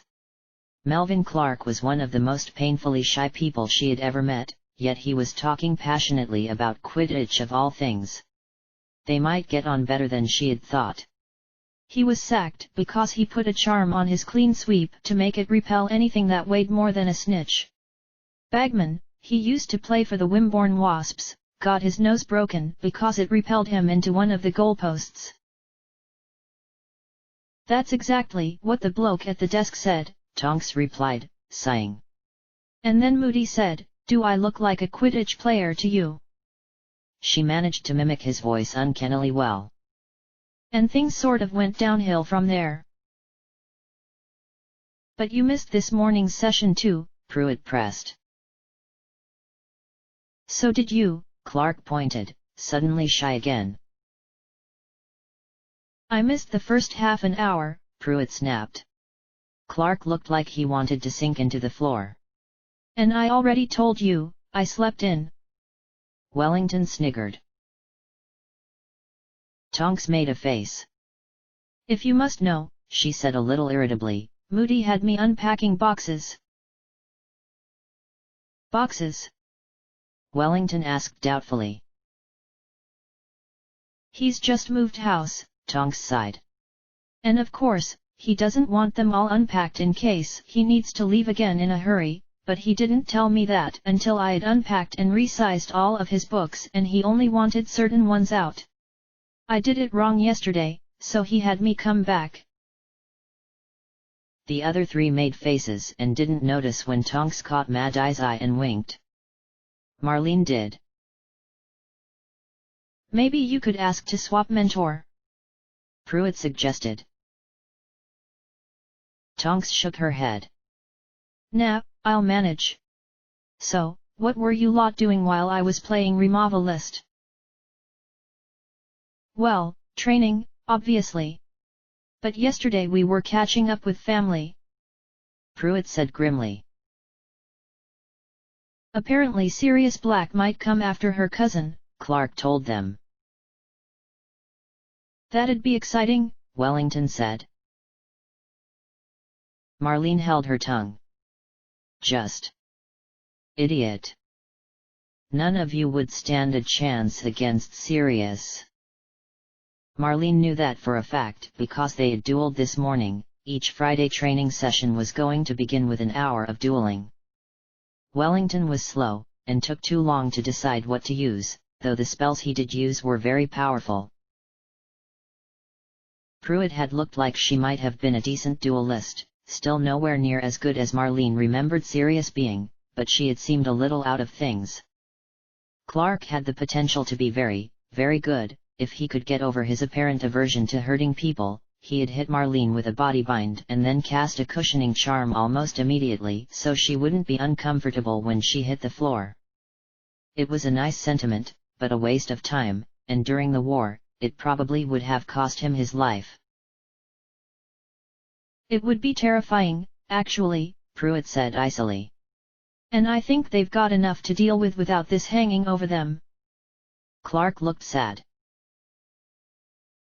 I agree, Marlene said quietly. You know Aunt Alice? Pruitt asked carefully. We shared a dormitory. That was as much as she was willing to share, but thankfully, Pruitt didn't ask any more. Did you ever meet Mrs. Longbottom? Clark asked. Marlene nodded. Clark chewed his lip for a moment, as if debating whether to say something or not. Is she always so cranky? Marlene supplied. Pruitt rolled her eyes. Yes. You get used to it, though. How? Marlene shrugged. Time. She rarely takes to anyone straight away. Except for Alice. Alice could have said or done anything and got away with it. That's just Alice, though. Or was. Now she doesn't say or do much at all. Well, aren't you too cheerful? Tonks said, grinning. Wellington sniggered. Melvin, Mrs. Longbottom might be a bit difficult, but there are worse people to work for. Believe me. She muttered. Marlene looked up despite herself, wondering what it was the Mad Eye had the girl doing. She hadn't bought the box's story, although she did believe the broom regulation and control one. And, McKinnon, you look like someone's died. Sirius won't get to them if they've got Aurus with them. The Tonks girl clearly meant this to be comforting. Marlene found it distressing, however. Alice and Frank had been Aurus. They had started training in their 7th year and qualified a year later. They had been two of the best, and that hadn't saved them when Bellatrix Lestrange came knocking. The look on Pruitt's face told Marlene that they were thinking along the same lines. Right, Marlene said flatly and stalked off to find someone else to stand with. She discounted the rest of the trainees almost immediately, and, since her own mentor wasn't around, went to stand by Mad-Eye. "McKinnon," he said, glancing at her with his real eye. His magical one was watching Tonks. "Mad-Eye," she replied. Her voice cracked a little. The other eye swiveled and fixed itself on her face. "Everything all right?" he asked gruffly. "No. Yes. I just wanted a quieter place to stand." She didn't bother asking if he minded. If he did, he'd have said something already. "What do you think of Roberts?" "I like him," she said, grateful for a topic that didn't make her want to cry. "Thought you might," Moody said, looking pleased. "What do you think of the Tonks girl?" "She'll do," he said. Marlene raised an eyebrow. "You like her that much?" Mad-Eye glanced at Tonks again and shrugged.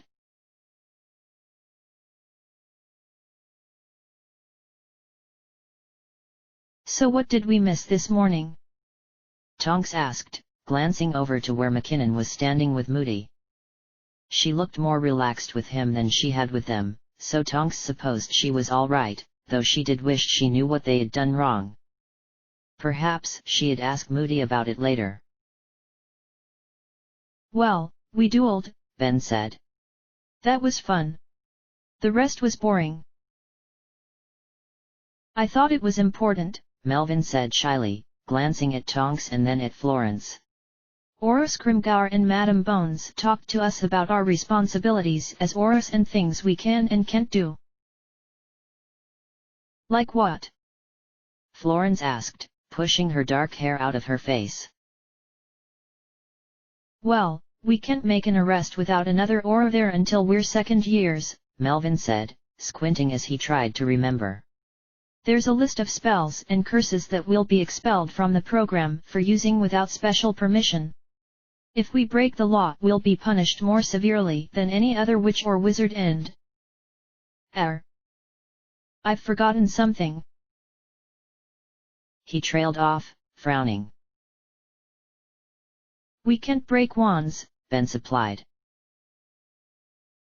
"That's right," Melvin said, snapping his fingers. Tonks and Florence exchanged bewildered looks.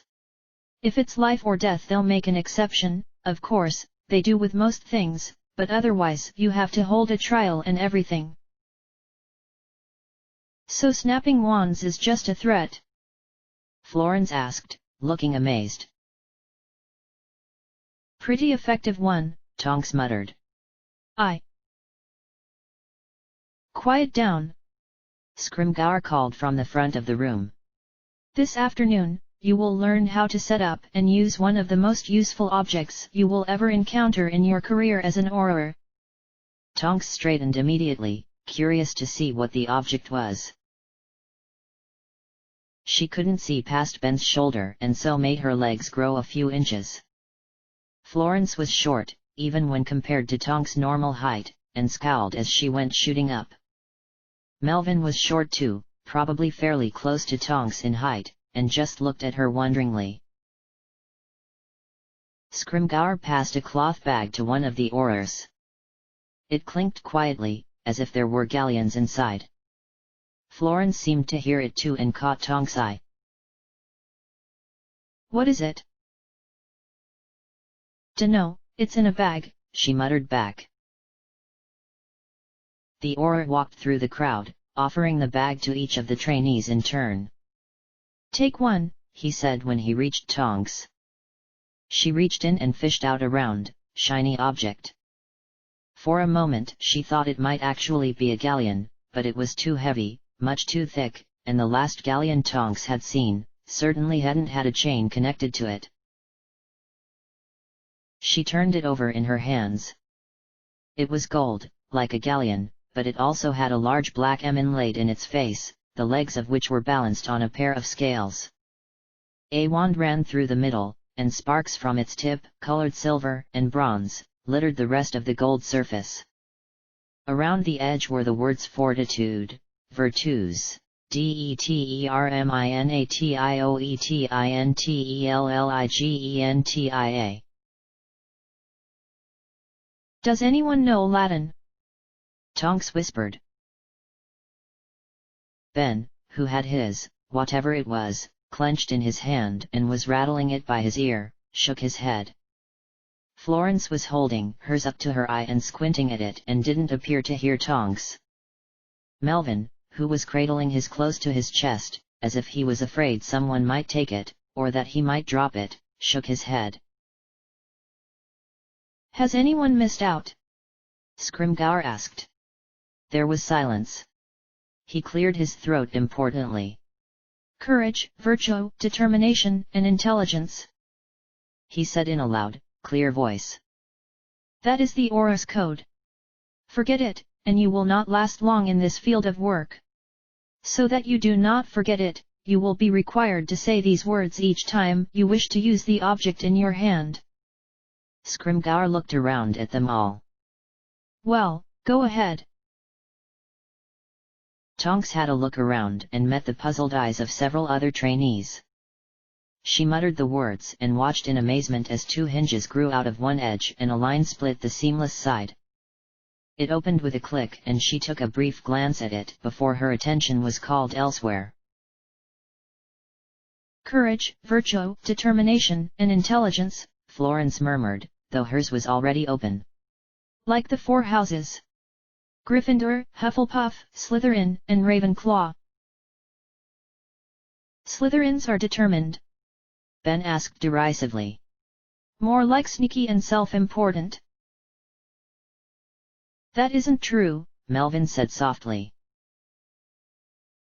They're rotten, all of them, Ben said. Hardly, Tonks scoffed. My mum's a Slytherin and so's one of my best friends. Ben looked scandalized. You're kidding. No, Tonks said, frowning. You do know they're evil, don't you? Ben asked. Every witch or wizard who went dark has been in Slytherin. That's not true. Florence snapped.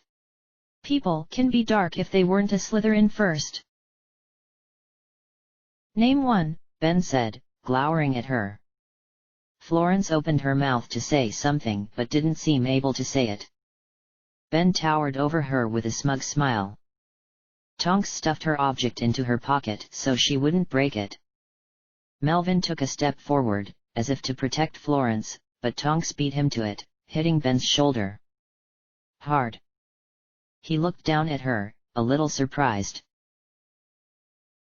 Sirius Black, that's who, she barked.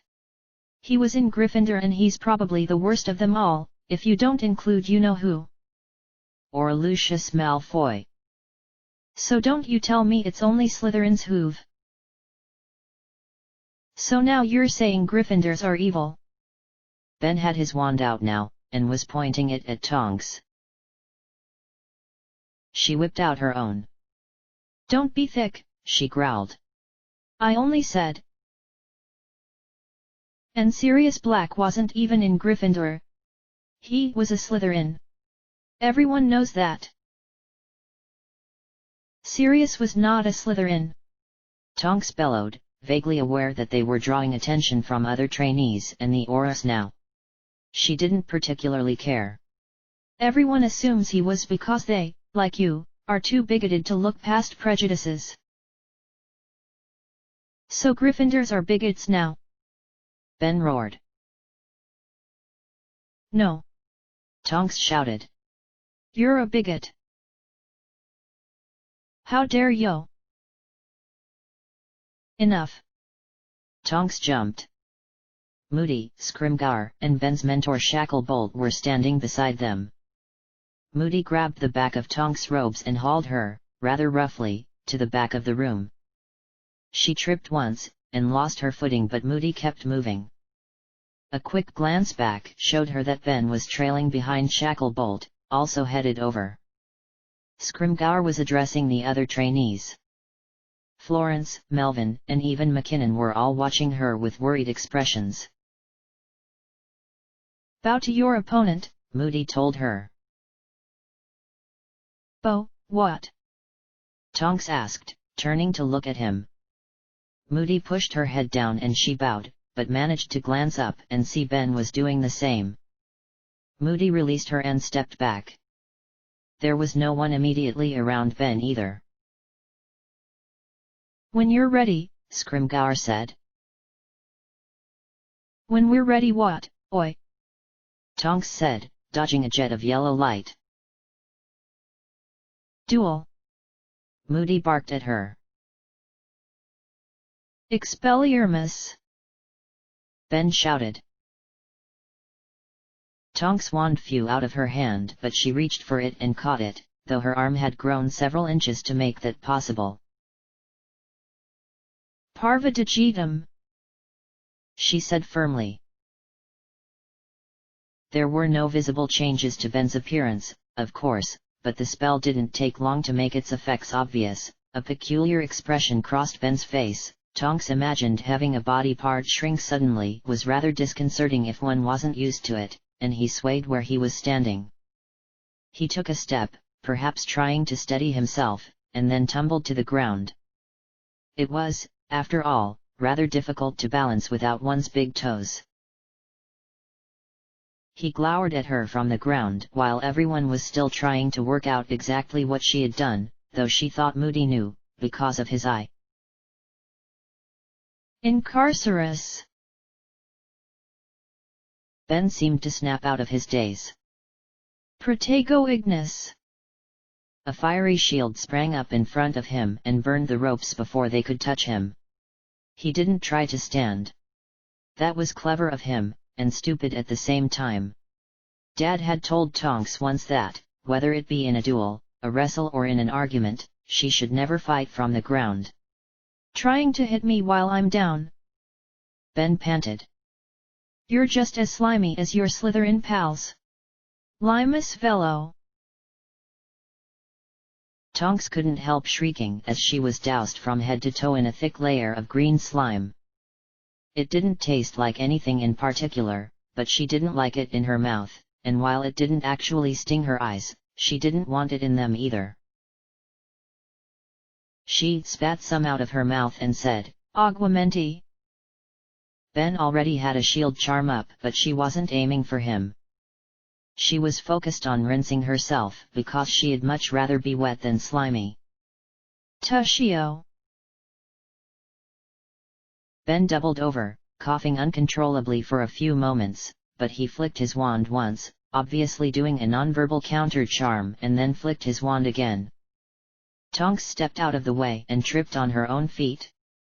Ben hesitated, apparently considering his options, and then said, "Suffocio." At almost the same time, Tonks leapt to her feet and said, "Expelliarmus." No sooner than she had got the words out, an invisible hand clasped around her throat and began to squeeze. She tried to pry it off, but nothing was there. Horrified, she looked at Ben, who had been knocked onto his back, disarmed, and around at the other Aurors, who were talking amongst themselves, well, shouting, actually, in Moody's case, but she couldn't hear what about, only see him throwing his hands in the air. Finite incantatum, she thought shakily, pointing her wand at herself. It did nothing. Desperate, she thought of the hardest type of skin she could grow, and concentrated on giving herself dragon scales that might be more resistant to the squeezing. That worked a little better. If it hadn't, she might have had to give herself gills and conjure a bucket of water. She was able to take a tentative breath. "Finite incantatum." She tried again, verbally this time. The pressure eased entirely and she gasped in a lungful of air.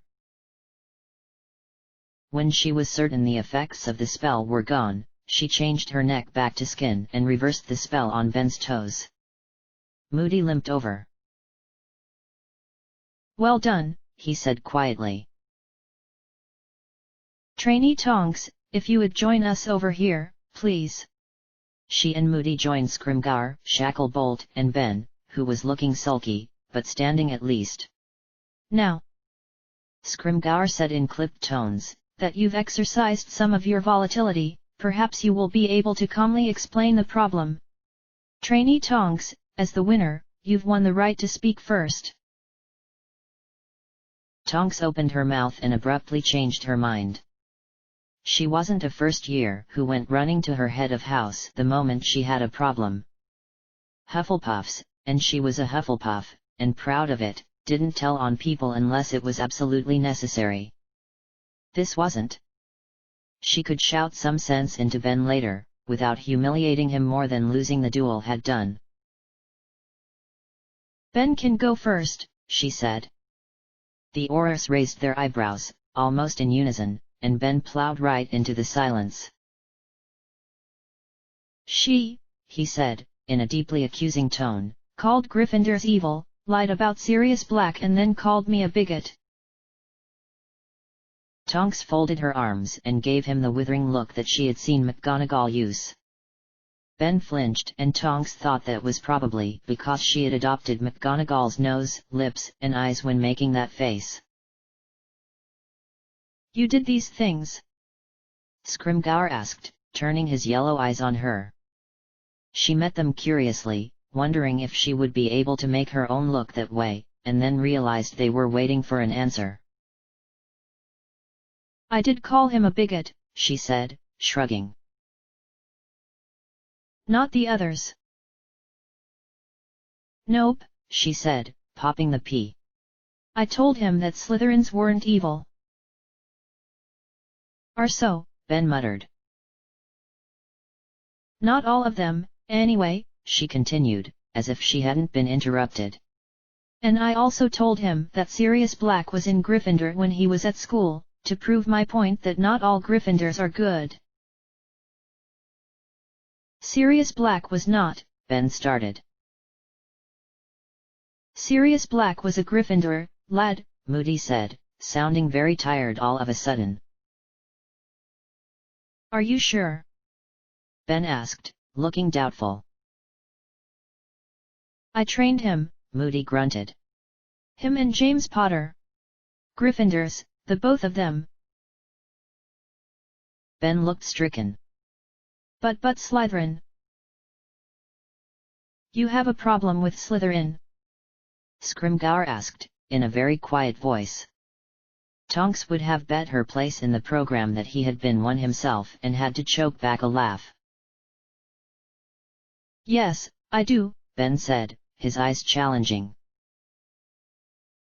"Come with me," Scrimgeour said coolly. He limped away. "Shacklebolt." Shacklebolt gestured for Ben to follow and strode after the head Auror. "How's the throat?" Moody asked. "You knew?" Tonks demanded. "I could have died." "Fainted. The spell wears off when the target passes out, or when a verbal counter-charm is spoken." That, Tonks had to admit, was clever. How was someone supposed to speak a counter-charm when the spell robbed them of air? "Scrimgeour wanted to see what you would do." "Why?" "Because when a trainee's under pressure, you get a very good idea of their character. Do they panic? Do they give up? Do they fight it? Scrimgeour likes to know these things."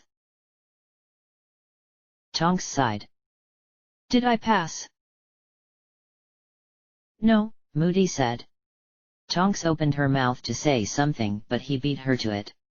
"You didn't fail either." He winked and limped away, leaving her standing there, trying to work out what the hell he had just said.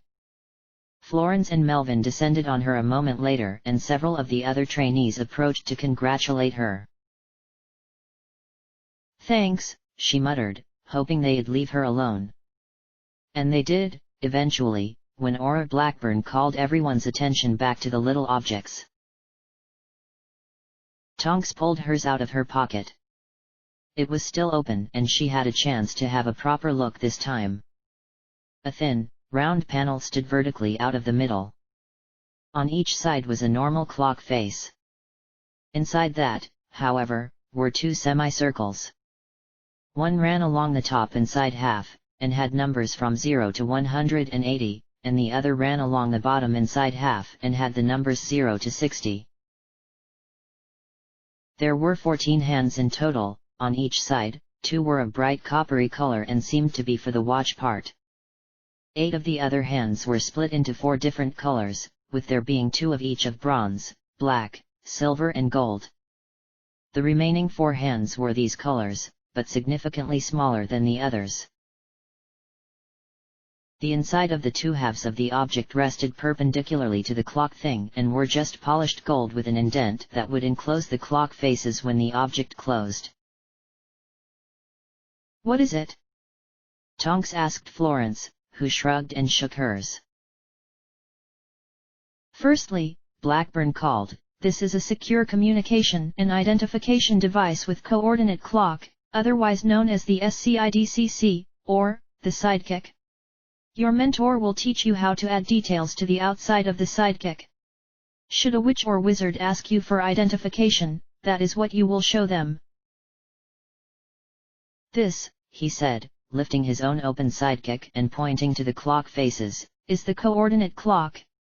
One side of it will show the time at your current location, as well as your geographical position. Bronze is east, black is west, silver is north and gold is south. They show you your position in degrees with the top set of numbers, and in minutes on the bottom set of numbers. Seconds are shown by the smaller hand of that color, also on the bottom set of numbers." Aura Finch stepped up. "The other side of the coordinate clock is for your partner, or, in your case, your mentor. Most of the time, it will show where your mentor is. Don't bother looking now, they haven't been set up yet."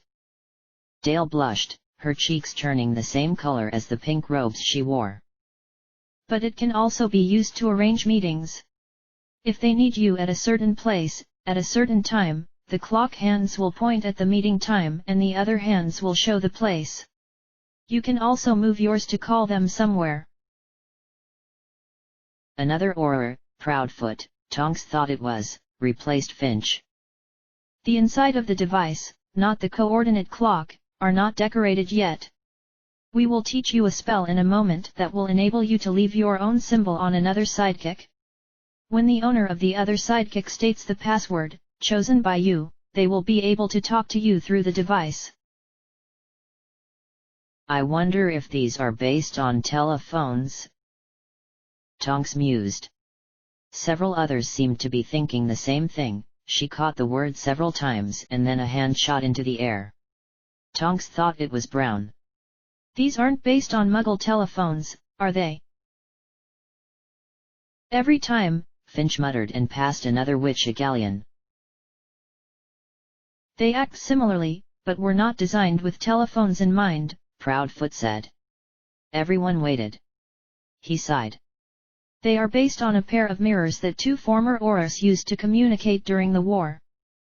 Proudfoot's eyes flicked to Moody, who nodded sharply.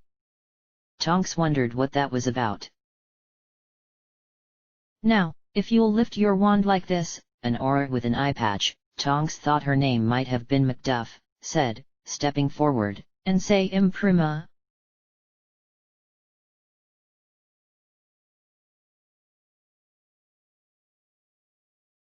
"No, James, I didn't, Reg, Lily, please. Wake up," Harry muttered, shaking Padfoot. "Padfoot, please wake up." "James, no. It wasn't me, I couldn't." "Harry." "Thank Merlin." Harry ran out onto the landing and stuck his head over the banister. "Up here," he called. He caught a glimpse of Mooney's pale face and then there were footsteps on the stairs. A few seconds later, Mooney appeared, looking worried and out of breath. "Where is he?" he asked, placing a hand on Harry's shoulder. "In here." Mooney followed him into the bedroom and then hurried over to the bed. "Remus," Padfoot said restlessly. Harry and Mooney both started. "Remus, it wasn't me, it was Peter." "Mooney, no, no. Please. James. James, I'm sorry." Mooney shook himself, pulled out his wand and said, quite firmly, "Renervate." Padfoot gasped and his eyes flew open. Harry and Mooney immediately set about calming him down. Yes, he was in Harry's room. No, he was not allowed to get up and Mooney would hex him if he tried. Yes, he did have to eat the chocolate frog Harry had retrieved from his bedside table, even if he didn't want to. The card was Dumbledore, which made Padfoot scowl and start muttering about Snape again. "Snape?" Mooney asked, puzzled. "What's he got to do with anything?" "Snape was here," Harry said. "Git," Padfoot muttered, sinking back into Harry's pillows. Snape was here," Mooney repeated, tossing another chocolate frog at Padfoot. "Eat that."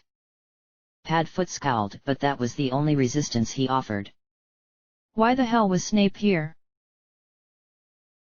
Harry sighed and began to explain the night's events as best he could. He left out everything that had happened when he and Snape were at Hogwarts. He wasn't sure how much of that was real, and how much of it he had dreamed. He was fairly confident that Padfoot hadn't tried to kill Snape, but that was a strange thing to make up.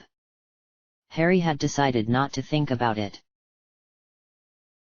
Padfoot added comments when Harry forgot something, but mostly he stayed quiet and ate his chocolate. By the time Harry had finished talking, Padfoot had fallen asleep again, but seemed rather more peaceful than he had been before. "I wish I could have seen Snape's face," Mooney whispered, gesturing for Harry to follow. "It was funny," Harry admitted. He glanced at Padfoot. "Will he?" "He'll be perfectly fine. He just needs to rest." Harry trailed out of the room after Mooney. "Do you have any pepper-up potions on hand?" "For Padfoot." "For me. I've got a terrible headache." Mooney paused. "Pepper-up potion probably isn't a bad idea for Sirius either, though, if we can find some." "Where does Sirius keep the medical potions?"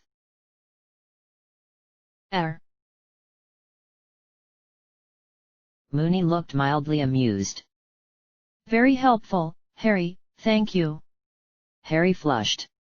"Where does he keep potions ingredients, then? It's probably quicker to brew some than waste time looking for it." "In the training room," Harry said. "There's a cauldron there too." "After you," Mooney said, gesturing to the stairs.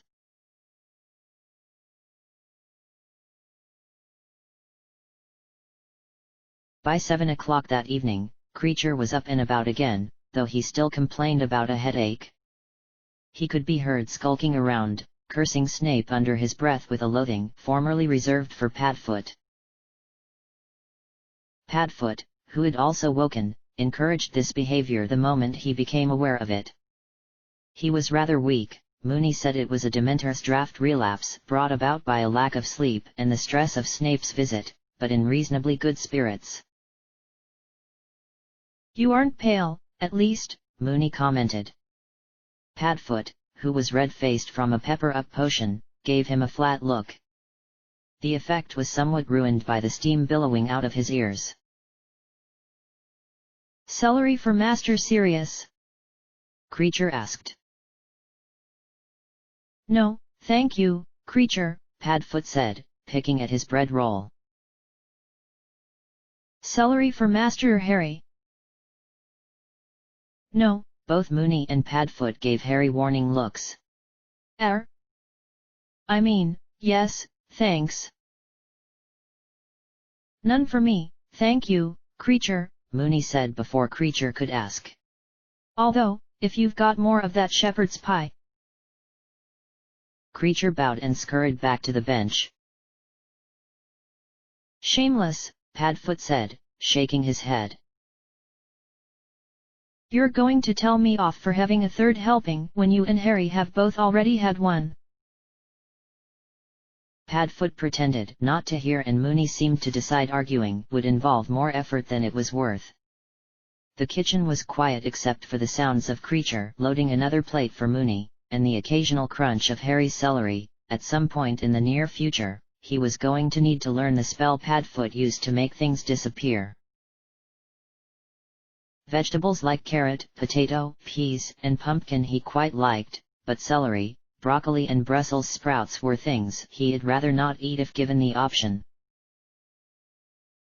He had never had a problem with vegetables at the Dursleys, but that was because they hadn't eaten vegetables very often. Uncle Vernon didn't like rabbit food, and because Harry had been so hungry that he hadn't cared what he was eating. Things were different now. Oi, Padfoot said hoarsely, pointing a finger at Harry. Harry felt his cheeks heat up and stopped trying to hide his celery under his potato skins. Mooney chuckled. At least he's creative. What do you mean? Padfoot asked. Mooney was very obviously fighting a smile. Olives, he said simply. Padfoot grimaced. Ah. Olives? Harry asked. You've never had the dubious pleasure of attending a pure blood function? Padfoot sighed. Birthdays are usually all right, as far as food goes. Anyway, the company's still horrible, but the dinner parties, which people have for no reason other than to show off and gossip about the families that couldn't make it, always serve the worst food. It's all expensive, exotic stuff. Padfoot wrinkled his nose. Changes each time, usually, but there were always, at least when I was growing up, olives. He shuddered. Olives stuffed with fairy eggs. They were foul.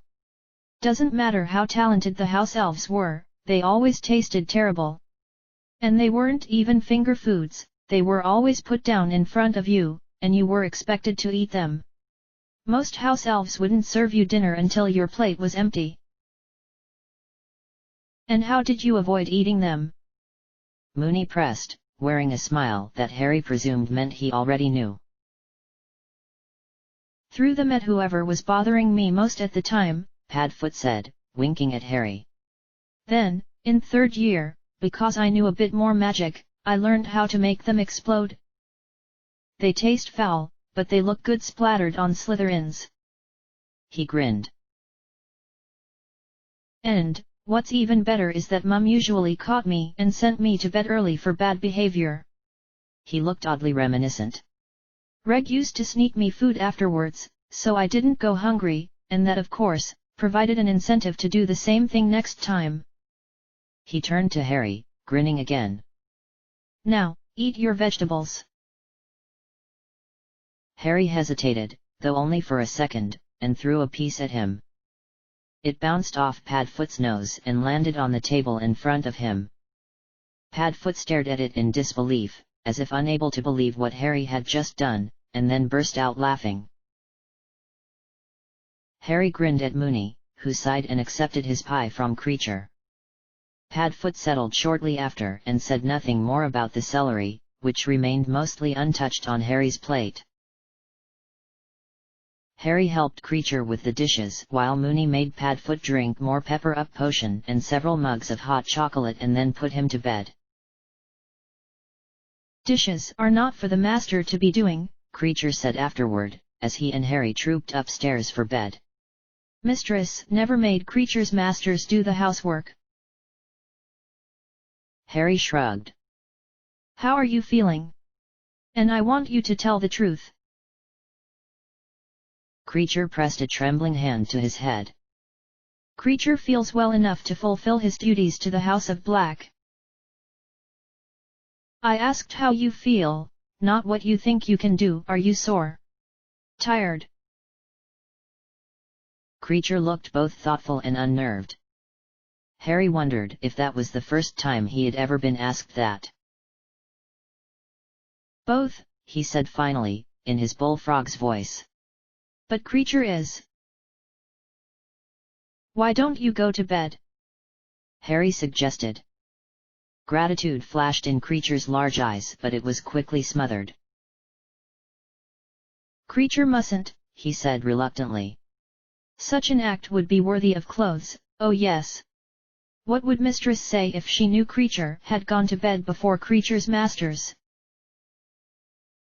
Creature, Harry said firmly. Go to bed. Creature visibly struggled with the order. It was the first one he had tried to resist for quite a while. Padfoot's already in bed, Harry continued, trying to be persuasive.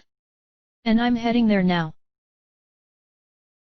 The master's guest is still about, Creature said, glancing at the library door as they passed it, as if Moony might suddenly appear. That's fine, Harry said, shrugging again. Moony can do what he wants. Creature wrung his hands in his tea towel. They continued up the last 2 staircases in silence. Go on, Creature, Harry said, nodding at the cupboard. Before Creature could answer, Moony emerged from Padfoot's room. He glanced at the pair of them, his eyes lingering on Creature before they flicked back to Harry. Do you mind if I sleep on the couch? No, that's fine, Harry said. You're staying. Creature's clearly not back to his usual self yet, Moony said, giving the elf a kind smile. He's not in any condition to be up in the middle of the night if something goes wrong. Creature began to protest, but Harry cut him off. Like what? Are you expecting something to happen? I bloody hope not, Padfoot called from the next room. Not at all, Moony said easily. But none of us expected anything to go wrong today, did we? You said Creature's not up to it, Harry said slowly. Creature made an indignant noise next to him. Are you? You didn't get any sleep last night and you had your transformation. I got 3 hours of sleep, Moony replied with another smile. And I'm well used to transforming by now. I've had 25 years of practice. Creature will make Misters, Creature faltered, obviously unsure what to address Moony by. Remus is fine, Creature. Mr. Remus. Creature will make Mr. Remus bed, and fetch towels. That won't be necessary, thank you, Creature, Moony said gently, but firmly. Harry can show me where everything is. Creature gave them one last, pitiful look and then slouched into his cupboard, muttering about Snape affecting his ability to serve. You can have one of the spare bedrooms, Harry said, leading the way back down the stairs. That one, he said, pointing at the one furthest from the stairs, needs new bedding, but you can have either of these. Moony refused to sleep in Padfoot's parents' old room and unwillingly, You don't have to do this, Harry, the couch would be fine. Selected the 3rd bedroom. He pulled his shoes off and sat down at the end of the bed. Harry waited in the doorway, wondering if he'd protest any more. Instead, Moony said, If you need anything, I'm right here. Thanks, Harry said, and although he was touched by the offer, he was very much hoping he wouldn't have to take Moony up on it. Good night, Moony said, flopping back onto the mattress. Harry wished him a good night and headed back up to his own room. End of chapter. Chapter 24, Bad Dreams. Harry woke up in a bad mood. He had spent the night tossing and turning, dreaming that Padfoot really was a werewolf and that he had tried to eat Snape while Moony, and to his even greater horror, James, who had looked a lot like he usually did in the mirror, laughed cruelly. All the while, Snape's voice had whispered, "Black is a monster. He was capable of murder at the age of 16 and your precious father was no better." He had spent the early hours of the morning sitting cross-legged in bed, afraid to go back to sleep, with Hedwig perched on his knee, and climbed out of bed the moment he heard Creature moving across the landing. Breakfast was a cheerful affair and Harry found his mood improving with each passing minute. Creature, having rested well the night before, cooked enough food to serve 10 Dudleys. Padfoot's health seemed to have improved dramatically overnight, though that worried Harry more than it comforted him, but Creature still shoved a steaming mug into his hand the moment he came downstairs. "Slow news day," Padfoot commented, glancing at the prophet. "Some kids made the front page for winning some Witch Weekly award. It's not Gilderoy Lockhart again?" Moony asked, accepting a cup of tea from Creature. "Yeah, why?" Padfoot said. "Do you know him?" "Yes, and so do you, Sirius. He was in Hufflepuff, remember? Our year." "He was?" Padfoot asked blankly. Harry reached for the butter and caught a glimpse of the handsome wizard on the front of the paper. Padfoot snapped his fingers. "He's the one who fawned over Slughorn, isn't he? Thank Merlin he didn't make it to NEWT level or I would have had to drop the subject." Moony smiled and added sugar to his tea. "I'm thinking of the right one, aren't I? How many other people do you know that fawned over Slughorn?" Moony asked wryly. "Well, Lily," Padfoot said. Harry's head snapped up. "Except she didn't care about him much, it was more that he liked her." "Didn't care about him much?" Moony repeated, looking stunned. "This is Lily we're talking about here." "She liked him," Padfoot said, flapping a hand, "but she didn't like the attention, so they negated each other. Who else liked Slughorn?" "Snape," Moony suggested. Harry glowered at him, because the name had sent his almost forgotten dream rushing back to the forefront of his mind. Padfoot growled, sounding rather like his animagus self. "Bloody snivel us," Padfoot muttered, setting his mug down rather harder than was necessary. Creature heard the name and started smashing eggs against the side of the frying pan with vigor. "Language, Sirius," Moony said, glancing in Harry's direction. "He doesn't like the git either," Padfoot said dismissively. Harry snagged another piece of toast from the plate in the middle of the table and stood.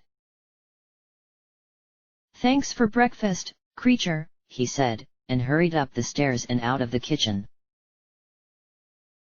Padfoot came up half an hour later. Moony had gone to meet with Padfoot's cousin's daughter, and peered into Harry's room. Harry was trying to see how high he could stack the exploding snap cards Dumbledore had given him. It wasn't exactly calming, but the imminent danger of being burned was a pretty good distraction. "Are you all right, kiddo?" Padfoot asked, leaning against the doorframe. "Yeah, fine," Harry said, carefully leaning 2 cards against each other. "Why?" "You left rather abruptly," Padfoot said. Harry could feel the grey stare but didn't look up to meet it. It was easier to pretend to be distracted. The intensity of it was a little unnerving, though, and Harry had a sudden suspicion he was about to find out what had been bothering his godfather for the past few days, aside from the obvious Dementor's draft, of course. "Yeah," Harry said. Bathroom." Padfoot's expression cleared immediately. Harry felt a twinge of guilt but forced it away. Padfoot sniffed curiously. Harry winced and deliberately knocked over his tower, hoping the smoke would mask his scent. As he had hoped, Padfoot wrinkled his nose and sneezed. Harry brushed soot off his hands and collected the reforming cards. Padfoot didn't need to know he had had a stupid dream. Snape was probably lying anyway. I bet he'd love the idea of me worrying about this.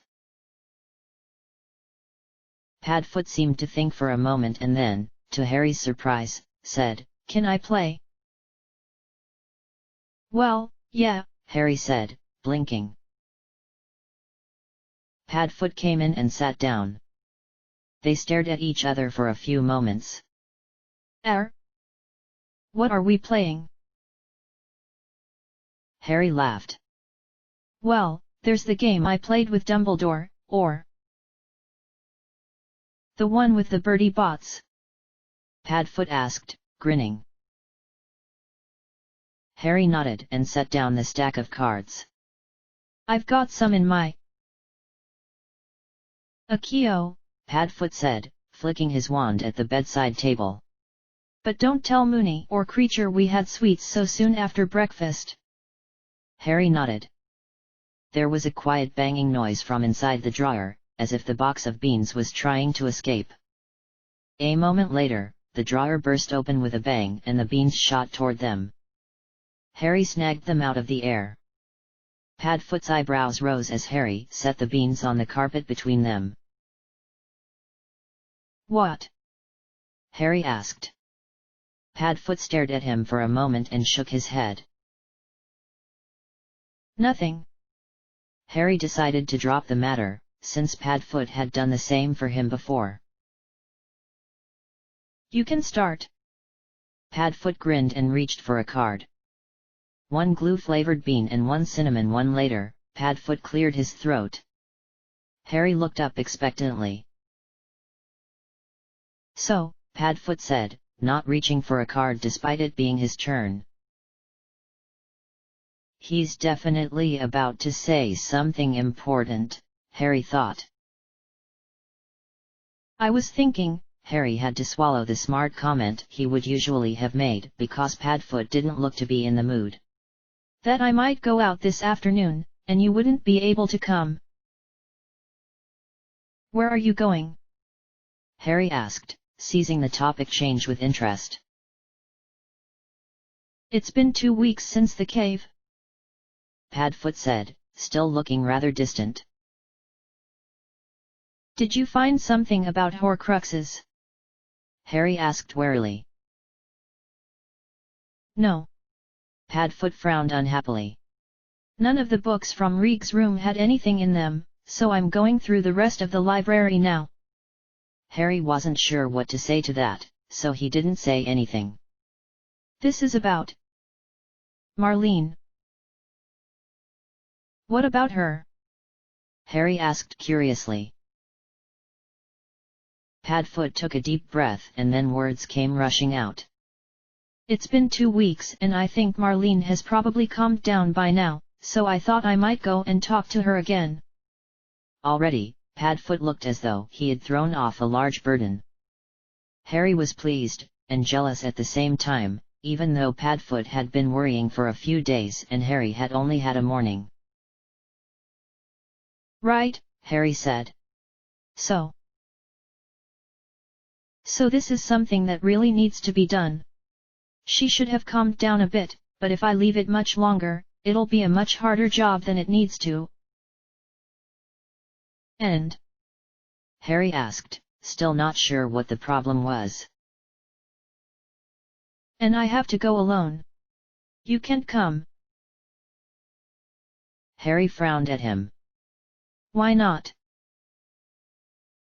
"If it came to spells, which, with Marlene is always a possibility," Padfoot said with a grimace, "then it could set the trace off and bring the entire DMLE barging in. That's the last thing we need, particularly since they know I own a house in the area." Harry could see a gaping flaw in that logic and didn't hesitate to point it out, "But then Marlene will know, won't she? Where to find us, I mean." "She might," Padfoot said. but hopefully she believes me enough that she won't go running off to call the Aurors. I can explain the rest of it to her and then it won't matter that she knows. Even then, she won't be able to find us in here until you tell her the secret. Right, Harry muttered. I've invited Moony back after he's done with Nymphadora and he thinks he'll be back in the early afternoon. He can watch you while I go out. Watch me? Well, yeah, Padfoot said, rubbing the back of his neck. I sort of thought that after Snape taking you, you might not want to be here by yourself. No, I want to, Harry said. Padfoot's eyebrows arched. I mean, Snape's not likely to come back, is he? And Creature's here. Padfoot's face darkened. Yes, because that worked so well last time. It'll be fine, Harry hedged. You should talk to her. If it works out, maybe she could, I dunno, come to dinner or something. Padfoot's eyes brightened again. You're sure you don't mind? Not at all, Harry said honestly, because right now, he thought he needed some time alone and while Creature was easy enough to keep busy, Padfoot was less so. He'd give Harry time alone if he asked for it, but then he'd want to know why and Harry couldn't explain that, not yet. You should go. Padfoot nodded seriously and then grinned, reaching for a card. Why don't we finish the game first, though?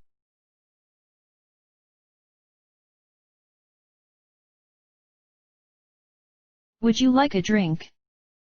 Remus asked as they claimed his usual table in the corner. Nymphadora frowned at him and took the seat opposite. You drink on duty? I was going to suggest a butterbeer, he said with a wry smile. Oh. She flushed. Well, I suppose if you're having one. She stuck a hand into her pocket but Remus shook his head. I'll buy, he said.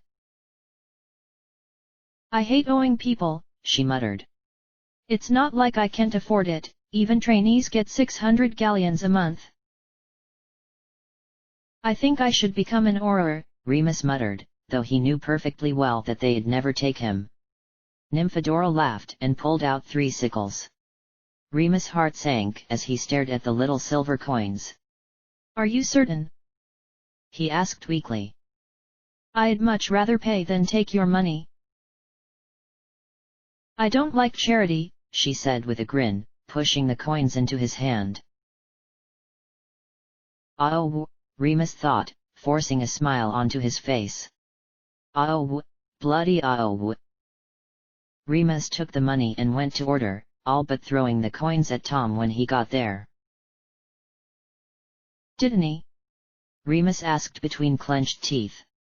Tom vanished beneath the counter for a moment and then popped up and pressed the bottle into Remus' good hand. He poured it over the burn, which smoked and vanished. Thank you, he said, passing the bottle back. Tom gave him a gummy smile and added something to the little piece of parchment he kept on how much he owed Remus. Remus tended to pay in galleons and since Tom knew about his condition, Tom counted that as advanced payment for the thing he ordered. He still had several free drinks on his account. They chatted while Tom filled 2 mugs and Tom ribbed him about showing up with a girl, much to Remus' embarrassment. It isn't like that, he said firmly, though his face felt rather hot. She's just a friend. And then, because he wasn't even sure that they were friends, added, colleague.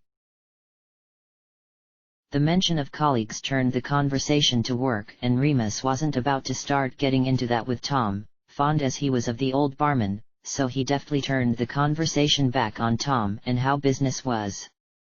Tom talked cheerfully and passed the mugs over the counter. It was with some relief that Remus headed back to the table. Are you friends? Nymphadora asked as he sat down again. I worked here for a few years, Remus said, passing her butterbeer over. Tom was friends with my father, arranged my first job. You didn't stay on. I couldn't. The war was happening. I had things to do, and while Tom's neutral with everybody, most of the Death Eaters that came through knew perfectly well who I was. Nymphadora, midway through taking a sip of her drink, choked. They did? How? I went to school with them, Remus said, knowing better than to mention the Order, or Peter. And, this is one of ours. He lifted a hand to wave Debbie over. She approached slowly, her dark eyes never on one person or place for more than a few seconds. They landed on Nymphadora, narrowed, and then met Remus. He nodded to show her it was okay. Remus, she said in a voice that wavered a little. Debbie, he said with a warm smile. How are you? I've been better, she said, suddenly blinking away tears. He reached out and squeezed her hand. She had been bitten back in June and 2 nights ago had been her 3rd full moon. The full moon was hard for any werewolf. For a middle-aged woman that had been a muggle until very recently, it was even harder. Are you still able to work today? Yes, she said, twisting her hands in the material of her dress. Yes, thank you. Would you like a drink? No, thank you, she said, tucking a strand of blonde hair behind her ear. Where would you like me to look today, Remus? Just locally, thank you, Debbie. And don't overwork yourself. She bobbed her head in a nod and was gone. Are you related? Nymphadora asked at once. No, Remus said, a little thrown by the question. Why, do we look alike? No, Nymphadora said, frowning. There's just something about her. We have a lot in common, Remus told her. She went through some fairly difficult things a few months back. I've been helping her quite a bit. Nymphadora smiled. Her eyes scanned the pub, perhaps searching for more of the volunteers, when she stiffened. Are you all right? Remus asked, glancing around for whatever had upset her. She didn't have a chance to answer that question, but the answer presented itself fairly quickly because Lucius Malfoy swept over to the table, flanked by his wife. Remus could see the 2 Malfoy boys wrestling with something small and brown a few feet away. Lupin, Malfoy said, in what could only be described as a sneer. Hard at work, I see. His eyes flicked to the butterbeer in front of Remus. Mr. Malfoy, Nymphadora said, beaming. Talk, he said, far more politely. You've been treated well enough. His eyes flicked to Remus again. Call me Theodora, she said, still smiling. Narcissa gave her a sharp look and then turned to her children, who were still struggling. And of course I have.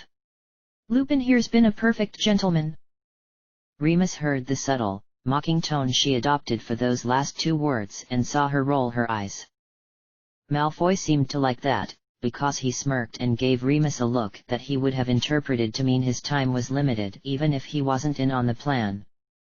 Gently, Nymphadora kicked Remus under the table, as if to apologize. He kicked her back. You're learning quickly, I trust? He asked. Oh, yes, sir. She said eagerly. He doesn't like the noise. One of the Malfoy boys was saying to his mother. Remus had absolutely no idea which was which from appearance alone and didn't think Malfoy would appreciate it if he started sniffing his sons. Now there's an idea, he thought, smothering a grin. I did tell you. I promised Pansy I'd bring him, one of them said, cutting in snottily. And if Hydras gets to bring Bosworth, I should get to bring Roquefort, the other, who had to be Draco, then, whined. Remus was amused. Were they talking about cheese? Fine, she said mildly. Bring them with you, but if I see as much as a whisker between here and the cafe, I will not hesitate to send you back to the manor. Am I understood? Of course, Mother, Hydras said, sweet and smiling all of a sudden, as he stowed something in his pocket. He'll be good, I promise. Draco gave her an equally sweet smile and nodded, patting his own pocket. Malfoy noticed Remus looking at the boys and his polite expression. Nymphadora was saying something about she and Remus going to Norfolk. Remus had to hide a bewildered look, froze in place. He, unlike his children and wife, were close enough that Remus could smell. Was it fear?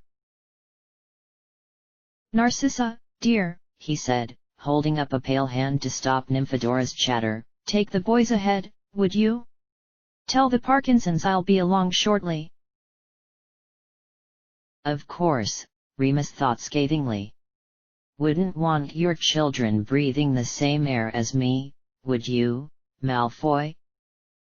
It wasn't particularly surprising. Malfoy hadn't used the Scrimgeour excuse since June, yet they were still holding meetings through the bars of the manor gates. Of course, Narcissa said calmly. Miss Talk, Mr. Lupin. She gave her sons an imploring look. Goodbye, Draco said in a polite, if frosty tone. Remus didn't miss the sulky look he gave his mother. Goodbye, Hydras said in a sneering tone that he must have inherited from his father, and then the three of them swept out with a swish of expensive robes.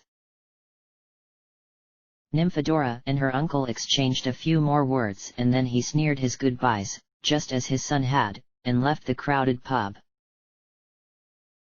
Idiot, Nymphadora said, her voice lifting an octave as it reverted back to normal. Sorry about the perfect gentleman thing. She added hastily. I just thought. No offense taken, Remus assured her. You're quite a good liar. Thanks. She said, looking unsure whether to be pleased by that comment or insulted. You're welcome. She decided to take it as a compliment. What do you mean quite good? I think I'm very good. Remus smiled at the teasing tone. Modest too. She grinned at that. Unfortunately, I've met better. Who? She demanded at once. Why, me, he said, taking a sip of his drink. You, she asked, not looking certain about whether he was joking or not. How? Before she had a chance to form any of the questions she obviously wanted to ask, three people approached the table. Remus would have bet the contents of his Gringotts vault, which, admittedly, was not much, that they had been waiting for Malfoy to leave. The first was a boy Remus had known for several years now. Matthew Rosier been bitten by Greyback near the end of the war to punish his father for marrying a muggle. As a new werewolf at the time he had received his Hogwarts letter, Matt had decided not to go and so his parents had paid Remus to teach him instead, although Remus would happily have done it for free. The second was Arabella Figg, the squib woman who had been a part of the Order and who had lived next door to Lily's sister to keep an eye on Harry. As always, she smelled strongly of cats and mothballs, but Remus found the scent oddly comforting, instead of repulsive. The third was Dirk Cresswell, who, unlike Remus' other helpers, had no trouble finding work and held a position in the Goblin Liaison office. He had conveniently not mentioned that to Malfoy when he volunteered, and so Malfoy, who had no idea that Dirk was actually a very capable wizard, had judged him on his Muggle-born blood status and the fact that he could only work weekends and shunted him into the Muggle search, Where's Deb? Matt asked, glancing around. He had helped Remus a lot with integrating her into wizarding society and helping her cope with her lycanthropy, and was quite fond of the older woman. She's already been and left. Matt's face fell. Everyone, this is Theodora talk. She'll be working with us from now on. Whoa, hello, Nymphadora said, grinning at the others. Hi, Matt said, flopping down in the seat next to Remus. He gave her a charming smile. I'm Matt. Arabella Fig, Arabella said kindly. Dirk Cresswell. You work at the ministry, don't you? Nymphadora said, squinting at him. Dirk smiled. Yes, indeed, Miss Talk. Theodora's fine, she said, far more naturally than she had with Malfoy. Matt glanced at the pair of them and then leaned toward Remus. How was yours, then? The best one for a while, Remus said honestly. Yours? Boring, Matt said, scratching his arm, where Remus was sure he had a cut or bruise of some sort. I had about an hour before the tranquilizers kicked in. Matt's mother Robin worked as a veterinarian and had access to animal medicines that Matt had been using effectively for several years. Most werewolves wouldn't dream of using Muggle remedies, they had to be injected, not ingested like a potion, and they also prolonged the recovery period in the days after the moon. Even now, Matt looked a little bleary-eyed, but he had always said, and firmly, that it was worth it. You're still using them, then? We had to switch the type and up the dosage this time, he said, shrugging. Bloody Wolf was getting resistant. He scratched his arm again and yawned. May I? Remus asked. Matt smiled gratefully and rolled up his sleeve. Remus vanished the dressing, Robin's work, he was certain, with a tap of his wand, and healed the cut with another tap. Matt wasn't bad with healing charms, but his mother liked to help and he let her, at least until his injuries bothered him too much. Cheers, Matt said. His gaze flicked to Nymphadora, who was being regaled with a tale about one of Arabella's many cats. Is she? Remus shook his head. Didn't think so, Matt said. What's her story, then? Ask her yourself, Remus told him, grinning. All right, Matt said, lounging back in his chair. Oi, talk. Nymphadora looked up curiously. What's your story, then? What? She asked, but Dirk and Arabella both grinned. Well, my mother's a Muggle, Arabella here's a squib and so's Debbie, who Remus said you met earlier, and Dirk's Muggle-born. Remus here's just an all-round nice person. What did you do to insult the mighty Malfoy? Muggle-born, Nymphadora said, glancing at Remus, who inclined his head slightly. I knew I liked you, Dirk said, smiling at her. She smiled back. Dirk left shortly after to patrol the area around King's Cross Station, but the other two ordered their own drinks and hung around, discussing Harry and Sirius for quite a while.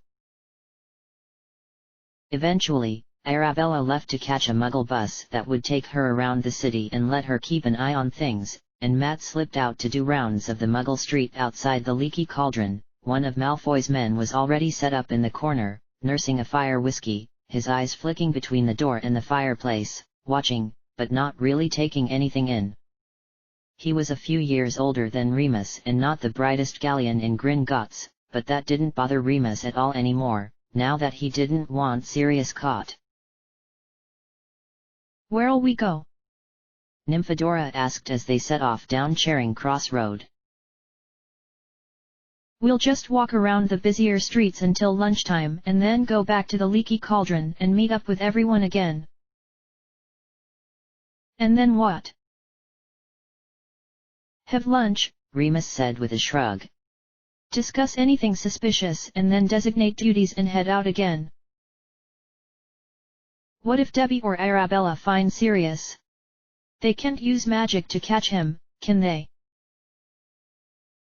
Neither are defenseless, Remus assured her. Debbie was much stronger than she looked, and Arabella's handbag was heavy enough to knock someone as big as Hagrid out. If they spot Sirius, they've got a piece of parchment that's charmed to fly straight to me. That's why I stay in the city. I can get the message quickly and apparate straight there if I need to. They've also both got a port key that'll take them home if they need it. They're all going to be furious with me when I take your job, aren't they? She sighed. No, he said honestly. Well, Matt and Debbie might be, but Remus intended to tell them enough about what was going on to keep them happy. They aren't here for me. They're here to find Harry. If you're sure. I'm positive, Remus said. Now, mind you keep an eye out for any 9-year-old boys. Nymphadora instantly glanced around, as if she thought Harry might wander out of one of the shops.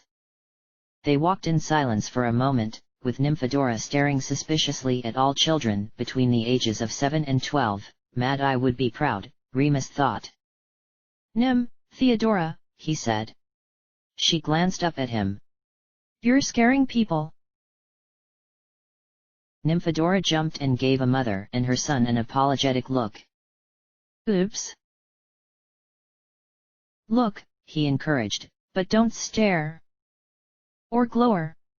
Or whatever it is you were doing.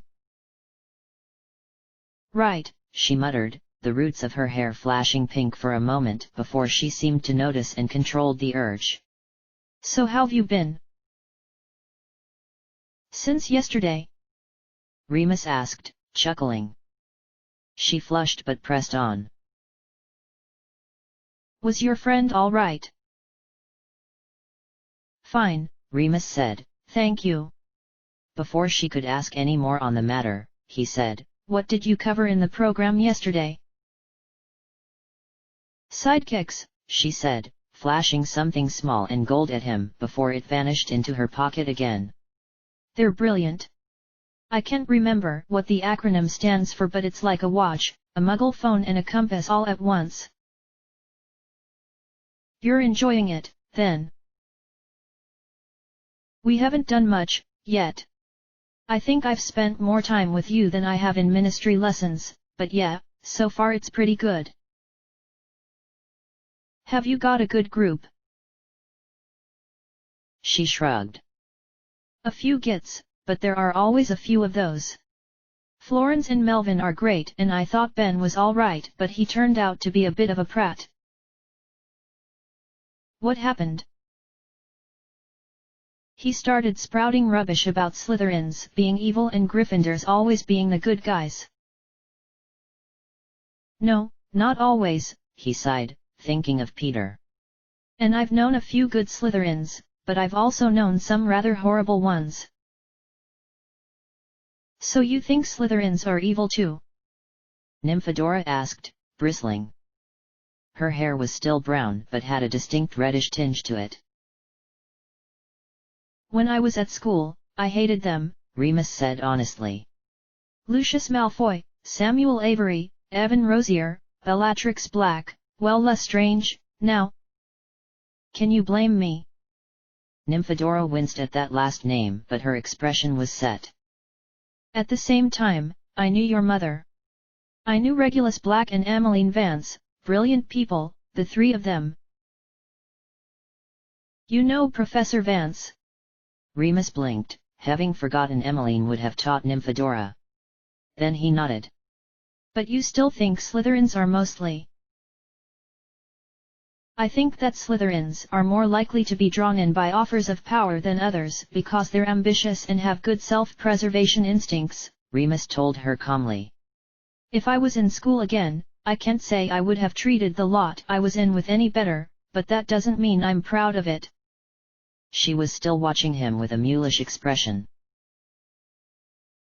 I'd have thought you would understand where I'm coming from. I do. Very much so. You don't know me well enough yet to understand that I have a very deep, ingrained hate of prejudice. I have always done my best to trust people until I'm given a reason not to. Unfortunately, when I was in school, I was given those reasons and responded in kind. Why did you have to respond at all? She asked. Why not just leave them alone? He smiled sadly. It was a nice solution, but a naive one. For the same reason you've just argued with me about Slytherins. He smiled to show her that he didn't view that as offensive, but she didn't smile back. Belief. He told her. Voldemort and his followers were spreading one set of beliefs. I had a different set, one that I believed in strongly enough to fight for, to die for even. One that I wouldn't abandon, even if it was dangerous. That's the Gryffindor in me, I suppose. I suppose so, she agreed, with a smile and something in her eyes that he eventually identified as awe. It made him uncomfortable. And Moody shares your convictions, doesn't he? Some, Remus agreed carefully. Why? You aren't an Auror, but you've had his training. It makes sense if you fought together. Remus nodded reluctantly. I can see why Mad Eye chose you. McKinnon said that too, Nymphadora said, frowning. I don't get it. You've got a good set of morals and you've got a brain that you use. If you've got those, you're set. With Mad Eye at least. She flushed. And did you say McKinnon? Do you know? She shook her head. You must have, because she knew Sirius. Marlene McKinnon. Remus pressed. Her first name's Marlene. Nymphadora asked.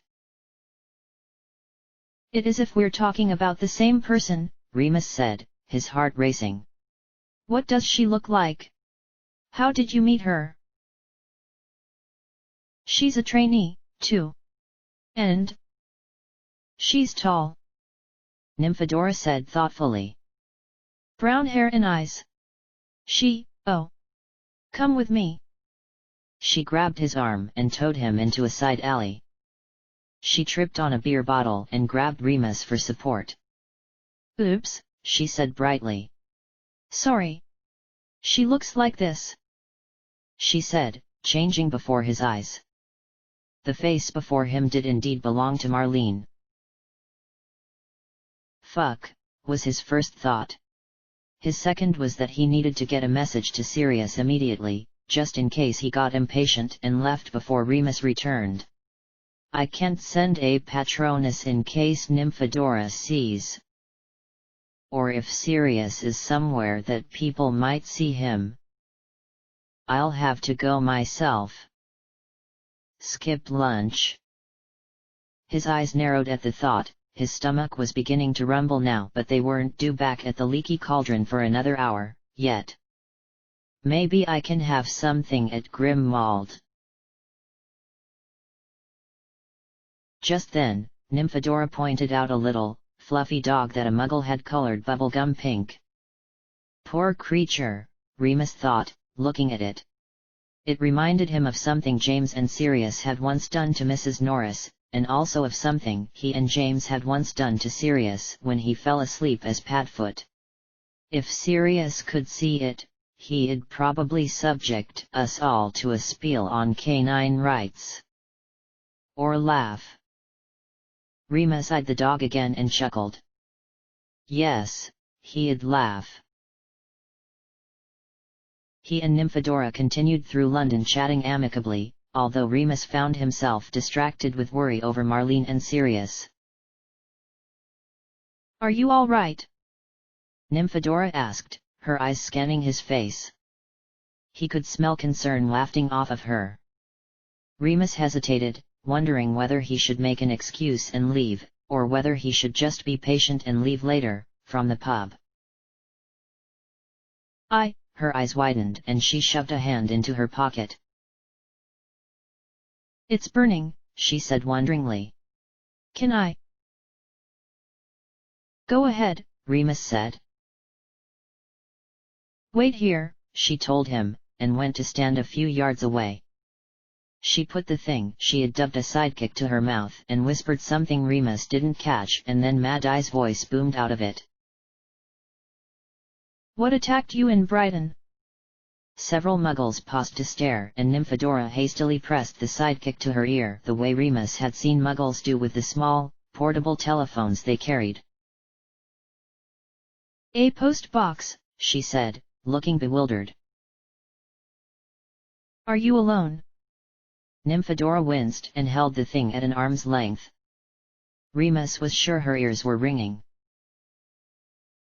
You know, she said, for a man who's so obsessed with secrecy, you're awfully loud. Like a pure blood using a telephone. She muttered, catching Remus' eye. He grinned, remembering the story James had told him about using the telephone at the Evans house the first time he stayed there. Answer the question. She jumped. Lupin's here, but I am otherwise. It was quiet and then Mad Eye said, there was a boy here. Wonderful, Nymphadora said, looking bewildered again. And that's important because the boy was looking for you, Mad Eye's voice said. For me. Williams, he said his name was. Do you know him? Keith? She asked incredulously. Keith was at the ministry? What did he want? He wanted you. Weren't you listening? What did he want with me? Nymphadora asked patiently.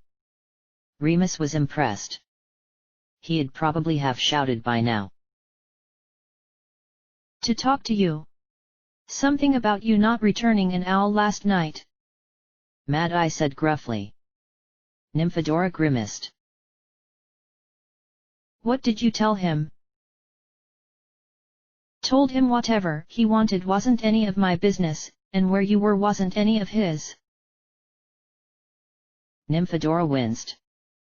How'd that go? He got stroppy, Mad Eye said cheerfully. So I sent him away. Away. To look you. Mad Eye's voice was quiet. Well, Mad. He sounded as though he might start giggling at any moment. Where's he meeting us? Nymphadora asked, resigned. She threw Remus an apologetic look. Remus shrugged to show he didn't mind, but took a step back. Talking to Mad Eye was always delicate, but after a while, people learned to navigate their way through conversations. Nymphadora was still inexperienced, but Remus was not and knew she had just made a mistake. What was coming would be loud. Meeting you. Mad Eye roared. Nymphadora squeaked and dropped her sidekick. Several muggles looked over. He's not meeting you anywhere. But, you said. Nymphadora looked at Remus for help. He just shrugged. He could be lying about knowing you. He might be a spy sent by Malfoy. The boy could be an imposter. Constant vigilance. None of my spells picked anything up, but polyjuice can't be detected without a saliva sample and I couldn't risk him getting suspicious. Nymphadora groaned. But I do know him. He's not a spy. You can't know that. He could be tailing you as we speak. Are there any boys of your age nearby? Best get your wand out, just in case. Now, there's a cloaking charm that... She covered her face with her hand and let out a slow breath that was a sigh and a growl mixed together and then snapped the device shut. Remus stared at her, amazed. I have to go, she said. I'm really sorry about this, but... It's fine, Remus said with a wry grin. I know what he's like. I'm with Moody tomorrow and Mond. I only do mornings on those days anyway, Remus said. I'll owl you about Tuesday, if you would like. Yes, please, she said and then winced. Oh, she said, glancing at her sidekick, which Remus thought was probably burning again. Go, Remus advised. She hurried down an alley, stumbled once and caught herself on a bin, and then he heard the telltale pop of her disapparating. Remus checked his watch and nodded to himself. He had 20 minutes until he was due to meet the others. He could apparate to Grimwald, warn Sirius and then come back in time for lunch. He slid his wand out of his pocket and walked down the side street Nymphadora had just used. He walked until there were no muggles in sight, either in the mouth of the alley, in the alley itself, or looking out of windows that overlooked the alley, and then turned on the spot. As was becoming habit, he apparated into the bushes in the park opposite Grimwald, but this time, instead of walking straight out, walked to the far left gate and around, approaching from number 11's side. If Marlene saw him, he could always claim he was on patrol, but he'd rather avoid being seen by her altogether, if he could manage it. As a result, he didn't loiter on the doorstep, but simply let himself inside. It was rude, but given the circumstances, he could make an exception. The floorboards creaked as he stepped into the hallway, and he heard quiet feet move upstairs. A moment later, a messy black head peeked over the banister of the fourth-floor landing, and then ducked out of sight again. Harry! Remus called. Green eyes and a wand slowly moved over again, and then Harry blinked. Moony, he said, sounding surprised. Padfoot said you were going to be out until after lunch. Where is Padfoot? Remus asked, dreading the answer. Out, Harry said. He went to Marlene's. Already? Remus asked, trying to ignore the sinking feeling in his stomach. How long ago? I dunno. An hour and a bit, maybe. He could already be in Azkaban for all we know, Remus thought, closing his eyes for a moment. There was a loud pop in front of him and then Harry was standing right there. Remus blinked, startled, though he had seen Harry apparate before. What's wrong? Did something happen? Marlene's an Auror. Well, a trainee, but then Padfoot. Remus thought Harry might be sick. We've got to do something. Harry, Remus said. Harry, who was already halfway to the door, stopped. There's nothing you can do for him right now. But, I have to, it's my fault. Remus would want to know more about that later, but there wasn't time for it now. Harry was still heading for the door. What would Sirius say if you set off the trace and got yourself caught? That it was a bloody inconvenience, Harry said, sounding remarkably like Sirius as he did so. His hand, which had been reaching for the handle, dropped back to his side. Language, Remus corrected absently. But yes. His mind was working again, spitting out a plan as it had used to do for pranks at school. I want you and Creature to make this place look like it did when you first moved in. How's that supposed to he? Think, Harry, he said, his worry manifesting itself as impatience. They'll come looking here, they'd be stupid not to, and if they find it tidy, with the pantry stocked, beds made, and the walls painted, they'll know you've been here. Right, Harry muttered. You have 10 minutes, Remus said, holding Harry's eyes, to do as much as you can, and then you need to leave. Creature needs to stay, and pretend he's been here alone the whole time. Leave? Harry asked, looking aghast. But, where? My cottage. Apparate there, that won't set off the trace because you'll be leaving from here, and find somewhere to hide. Do not use magic after that. If they find you there, apparate to Hogsmeade. There's a shop there called Honeyduke's. Yeah, I know, Harry said. One of us will meet you there. If we're not there by 7 o'clock tonight, find Snape. Harry's face scrunched up and Remus got a whiff of dislike. And was it fear? Harry. Yeah, all right, he said, but he didn't look happy about it. It was a very James-ish look. Will you get Padfoot? I'll do what I can. Remus hugged him, aware that this could possibly be the last time he ever saw Harry, unless someone decided to let Harry visit him and Sirius in Azkaban, which was highly unlikely, and then gripped his wand firmly and headed for the door. 10 minutes. He called over his shoulder. Creature. He heard Harry shout. Please don't be too late, please don't be too late, Remus chanted. He reached the door and cast several appearance-altering charms before he stepped out and blinked in the daylight. I certainly won't make it back in time for lunch, he thought, shutting the door. He ran toward number 13. Please don't be too late, please. End of chapter. Chapter 25, Hide and Seek. Harry didn't waste any time. He called Creature, explained everything in 3 short, rather terse sentences and then dragged him upstairs. Even as they ran up, the portraits came zooming down out of Creature's cupboard. Mrs. Black screeched at Harry as she passed him on the stairs, and almost knocked him over. Everything that's red, except for what's in Padfoot's room, needs to be green, Harry said, shoving open the door of his bedroom. Creature clicked his fingers at the bedding.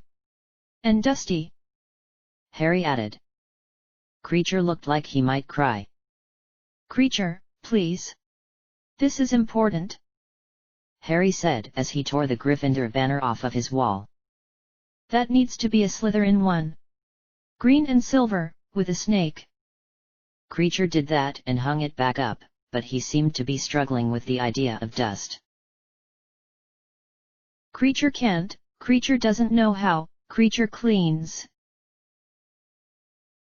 Harry opened one of his desk drawers and rubbed his hand in the bottom of it, gathering dust. His fingers also brushed something hard and cold, which turned out to be the vault key he had been given when he and Padfoot went to Gringotts. He stuffed that in his pocket, just in case.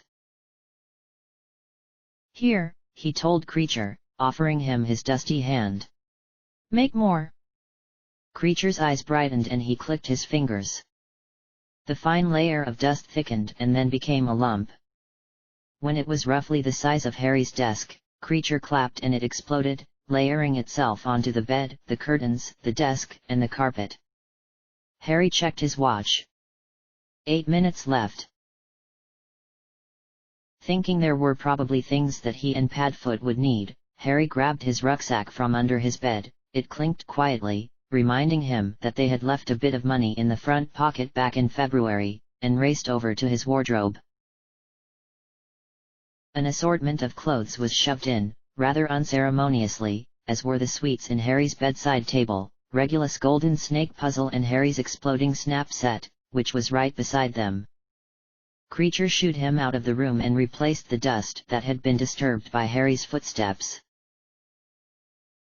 Hedwig, who had been perched in Padfoot's room, flew out to see what the fuss was about, only to be coerced back into her cage by Harry and carried out onto the landing. By the time he had managed to settle her, she was flapping her wings and clicking her beak, obviously displeased by the dust. Creature had finished Padfoot's room. Since Harry would disturb the dust if he went inside, Creature summoned the things he'd need, a set of Padfoot's clothes for Harry to pack, and the photograph of Padfoot and Regulus, and their parents too, Harry supposed, from beside Padfoot's bed, since it was the only one not permanently attached to the wall. Creature ushered Harry down the stairs and then followed, walking backwards, his bony hands almost blurred as they controlled a whirlwind of dust and grime, and also levitated Hedwig's cage. "Break the bathroom tiles and the taps," Harry said, "and make the doorknobs loose. And we should break the lamps." "Creature remembers," Creature said. "Creature will handle things." Harry nodded and headed down the next flight of stairs so as to not interfere. He stopped in the library and stuffed all the books that were out back into the shelves and grabbed the little stash of Muggle money he and Padfoot kept there. He also tipped all the flu powder they had into the fire and lit it with a hasty incendio. 4 minutes. Harry dashed out again, down another flight of stairs and into the drawing room, where he put more books away and burnt more flu powder. He was on his way out the door when he skidded to a halt and turned reluctantly. The locket gleamed at him from inside its cabinet. "Creature!" Harry called. Crack! Hedwig screeched and flapped her wings. The cage rocked in Creature's grip and Harry quickly relieved him of it. "I'm taking the locket, just in case we can't come back. Can you?" Before he could even ask properly, Creature made an odd hand motion, cancelling the protective charms. The cabinet swung open. Harry seized the locket and the copy of Regulus' note and shoved them both into his rucksack. A glance at his watch told him it was time to go. He hugged Creature tightly and got an awkward pat on the back in return. Creature was trying to drape cobwebs like Aunt Petunia had draped tinsel at Christmas. "Don't forget the troll's leg downstairs," Harry said quickly and then, gripping his wand with one hand and Hedwig's cage with the other, murmured, "Aussen dear me omnia." Colors danced in front of his eyes and then he twisted, concentrating as hard as he could on the doorstep of Mooney's cottage, since that was the only part of it he remembered. Cool wind rushed over him, ruffling his hair, and Harry could smell the forest, though he couldn't say quite what it smelled like. Hedwig nibbled on the bars of her cage, as if reminding him she was there. He undid the latch and she launched herself out and into the sky before circling down to land in a tree at the bottom of the garden. She glared at Harry for a moment and then began to clean her feathers. Figuring she was safe enough, Harry decided to ensure his own safety and tried the doorknob. The door swung open. Clearly Mooney was isolated enough that he wasn't worried about anyone breaking in. Harry had another look over his shoulder and stepped inside, shutting the door behind him. The cottage was small, the entire thing would probably fit in the kitchen of number 12, but it was bright and welcoming. Certainly it was more welcoming than number 12 had been. There was a hallway to Harry's right and the front door had opened straight into a room that was a sitting room mixed with a kitchen. Mooney had said to hide, but Harry didn't think he was in any immediate danger. Padfoot and Mooney were another story, but he shoved that thought away, and he was curious. The large collection of photographs on Mooney's mantel had certainly drawn his attention. He set the cage and his rucksack down by the couch and walked over. Some were recent. There were several of Mooney and 2 people Harry thought might be his parents. The woman had his sandy hair and brown eyes and then man was tall like Mooney and had the same nose and smile. There was one of Mooney and a boy, he was younger than Mooney but quite a bit older than Harry, who had dark hair and eyes and a friendly smile. Some were older photos, taken before Harry was born. In some of them, Mooney only looked a few years older than Harry was now. There was one of Mooney and James at a Quidditch game, the Cannons, Harry thought, spotting a glimpse of his godfather's bright orange face as he peeked over James' shoulder. There was also one of Mooney and his fellow Gryffindor prefect. It was a pretty girl with bright green eyes and red hair. He had a niggling feeling that he knew her and so moved his attention to another photograph, hoping to see her again. The next photo was one of all four marauders, the same one that Padfoot had in his bedroom at number 12, and Harry knew it well.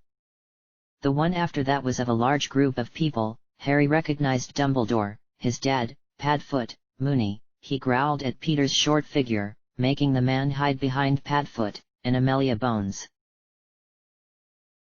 The red-haired woman was there again, right beside his father, smiling at him. He knew now who it must be. Since he could put it back up and Moony wouldn't even know he had moved it, Harry pulled the photo frame down so that he could get a better look at the picture. Shaking, he reached out to trace his parents' faces. Both of them smiled and waved at him. He was used to seeing James smile and wave, but Lily was new to him. "I do have my mother's eyes." Harry sat down. He thought his legs might give out, on Moony's couch, the photograph resting in his lap.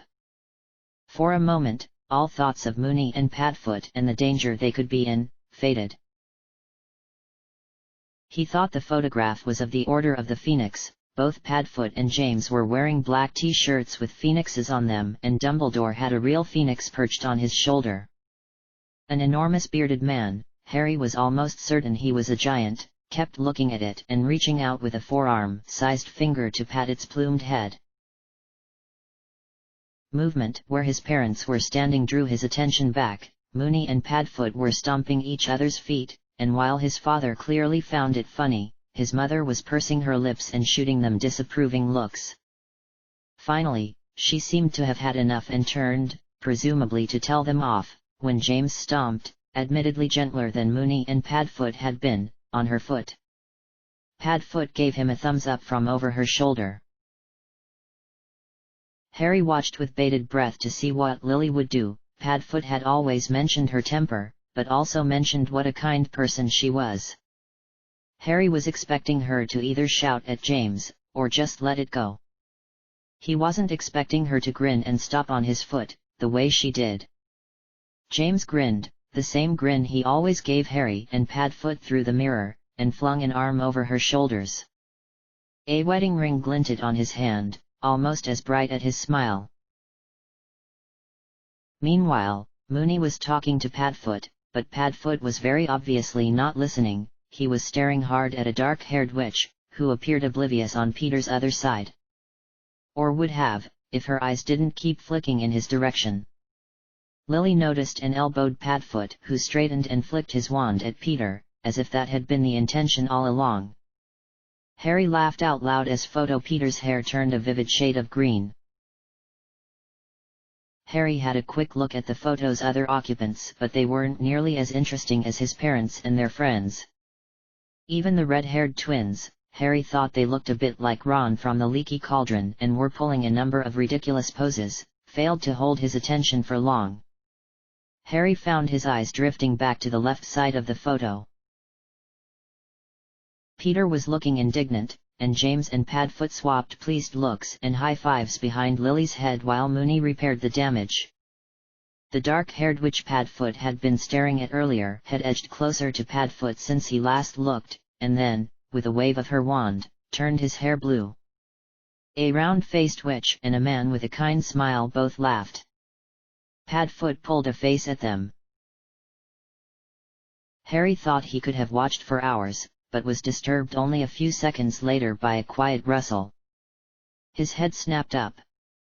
It was only a barn owl, perched near the kitchen window, but it did remind him that he was supposed to be hiding, and of course, that reminded him of Padfoot and Moony's predicament and made worry start to gnaw on his insides again. Harry returned the photograph to its home above the fireplace and began to look for somewhere to hide.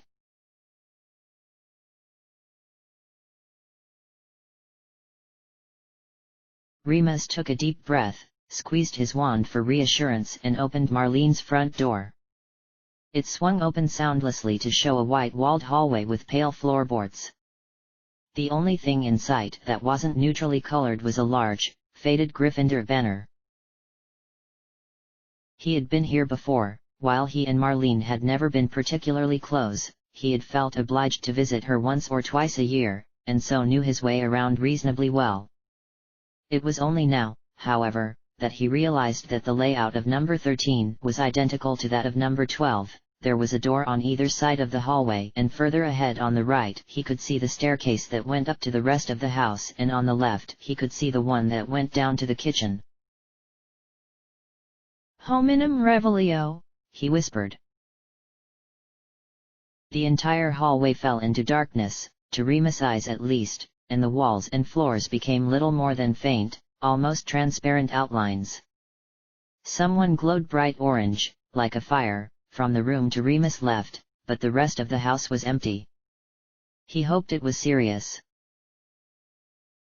He let the spell slip away, just as a familiar voice said, "Marlene." "Sirius." Remus burst into a room that was positioned exactly where Sirius' training room was in number 12. In number 13, however, it was a large, bright sitting room, where he and Marlene had sat on the rare occasions he had visited. This room, unlike the training room, had a fireplace. Standing in front of one of the flowery couches, Remus was almost certain Marlene hadn't picked those, and holding a half-full cup of tea, was Sirius. Remus sagged with relief. "Harry?" he asked, staring at Remus. "What?" "It's me, you get," Remus said impatiently. He had chosen to make himself look like Harry because it would make other people underestimate him, and because it would conceal his own involvement in this. Sirius stared at him. "Moony? But, why?" "Marlene's an Aura trainee, Sirius," he said, wasting no time. "We've got to go, now." "Harry's safe," Sirius said, setting his tea down. "Yes, he's fine. He'll meet us at my house." "Your?" "Yes, mine," Remus said. "If you had already been taken, it seemed probable that Aurus would be back to search the area, and, because they'd have to be thick not to, number 12. "Right," Padfoot muttered. "But everything's taken care of, except you," Remus barked, grabbing him. "Let's." The fireplace chimed and green flames swelled. He and Sirius exchanged horrified looks, and then Sirius was the one pulling Remus out of the sitting room and down the hall. "Wah!" Remus heard from the room they just vacated, and then the door opened with a bang and Marlene charged out, eyes blazing, wand aloft. Sirius made a little despairing noise and flicked his wand at the front door, which popped open. A jet of red light, either a stunner or a disarmer, Remus thought, and either could ruin everything at this point, flew toward them. Remus' wand was lifted and he had the incantation for a shield charm on his lips when Sirius bloomed out, negating the necessity. His hand knocked Remus' wand down. "WH! The trace," Sirius hissed. "But, oh." The trace wouldn't go off, and they would know he wasn't really Harry. And if they knew that, they could analyze any spells he had used and follow the magical residue back to him, which would lead them to the real Harry, possibly before he and Sirius could get to him. "What about this, though?" he asked, as Sirius cast another shield charm and Marlene was forced to dive out of the way as her spell flew back and scorched the wall. "These spells should set it off." "Can't be helped," Sirius said. "But if you don't leave any magic behind, they can't prove a thin, Ventus." Marlene tumbled over, giving them enough time to get out of the house. Sirius jumped the 4 front steps, but Remus was too short in his spell-altered body to be sure that he could make it that far, and had to run down them. "Incarcerus. Protego ignis," Sirius said, and the ropes Marlene had sent at them were destroyed by the burning shield. "Marlene! What were you doing in my house?" she snarled, lifting her wand. Oddly, however, no more spells came at them. Remus suspected she had remembered they were standing in a muggle street. I wanted to talk to you, Sirius said, sounding remarkably calm. Obviously you're not in a talking mood. Oh, really? She snapped. Which is fine, Sirius continued hastily. We'll come back another day. We most certainly won't, Remus hissed. When you're more inclined to. Not. Well, hex us. He dropped his voice. Look scared, Moony. Grab my arm. So. He said loudly, as Remus edged closer and wrapped a small hand around Sirius' forearm. We'll just be going. Marlene's eyes widened and she made a motion with her wand that Remus recognized as some sort of binding hex. Sirius, thankfully, blocked it at the last moment, with a jab of his wand. Her eyes narrowed and she flicked her wand several more times. He and Sirius were forced to separate as a bright orange spell whizzed toward them. Remus doubted it was anything overly dangerous, since Marlene wouldn't want to hurt him. At least, he was supposed to be Harry, but he doubted he wanted to be hit by it either. Sirius conjured a spherical shield that absorbed a pink hex and allowed Remus to get back to his side. Lovely seeing you, Sirius said cheerfully, though his voice was strained.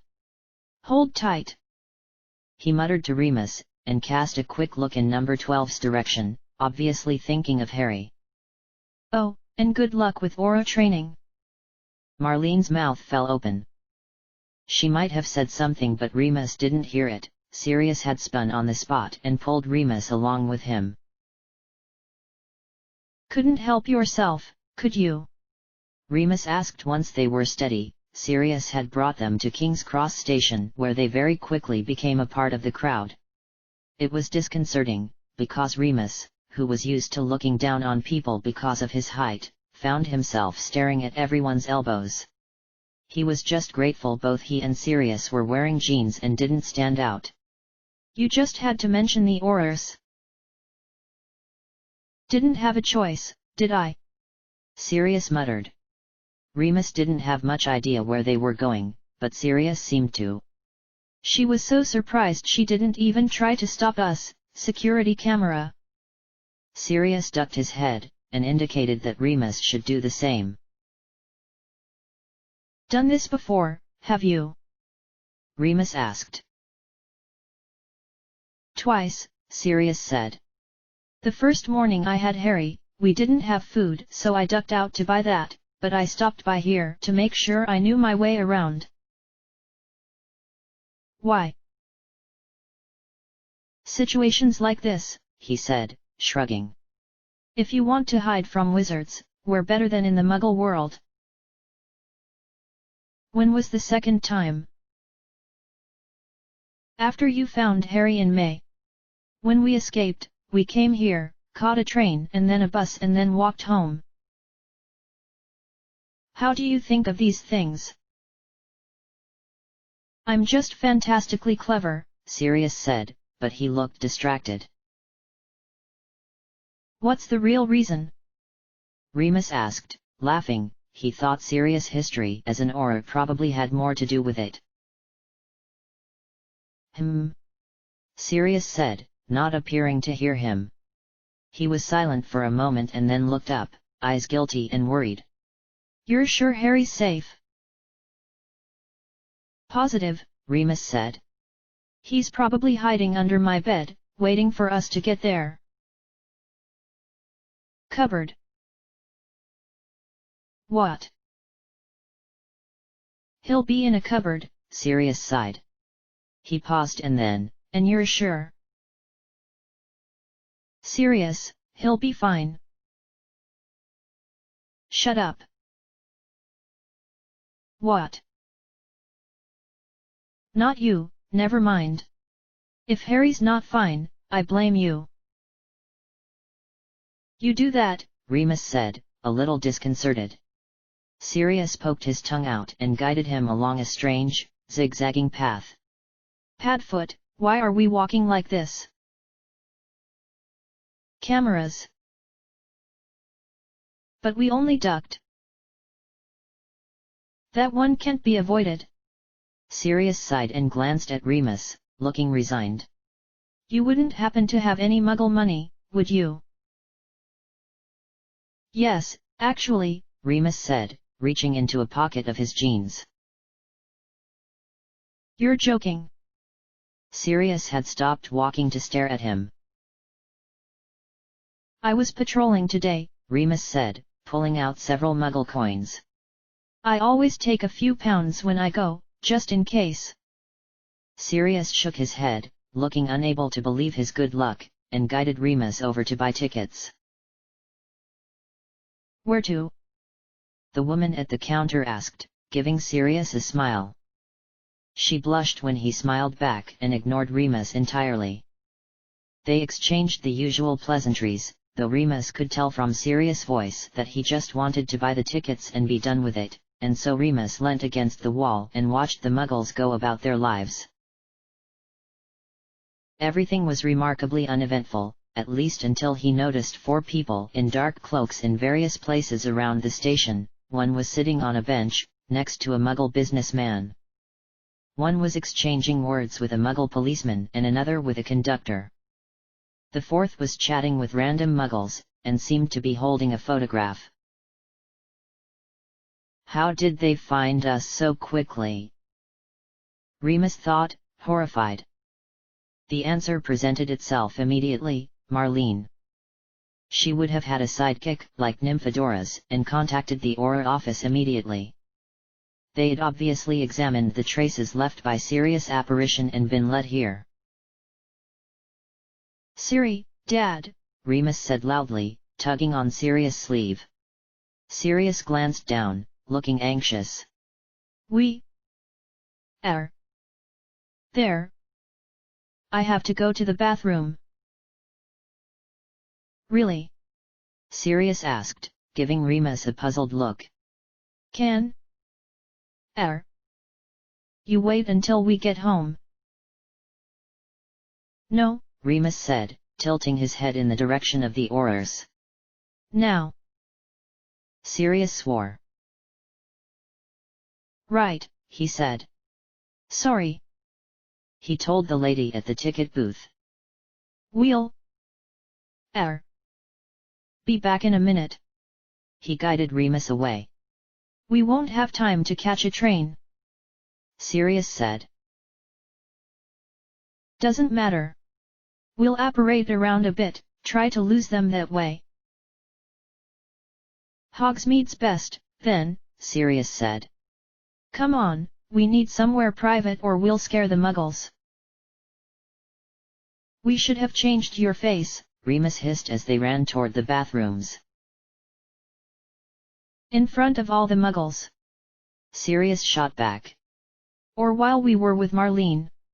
And, he said, your face, right now, is probably being looked for just as much as mine. Fuck, right, Remus said, running an agitated hand through the messy hair that so resembled Harry's. A man in a suit gave him a scandalized look and then glowered at Sirius. Stop swearing, Sirius told him. You're making me look like a bad parent, shut up. He hissed. Remus decided to ignore that, this time. You are a bad, oh, all right, he said, grinning, when Sirius gave him a plaintive look. Sorry. Ha, Sirius said under his breath. Told you. Who?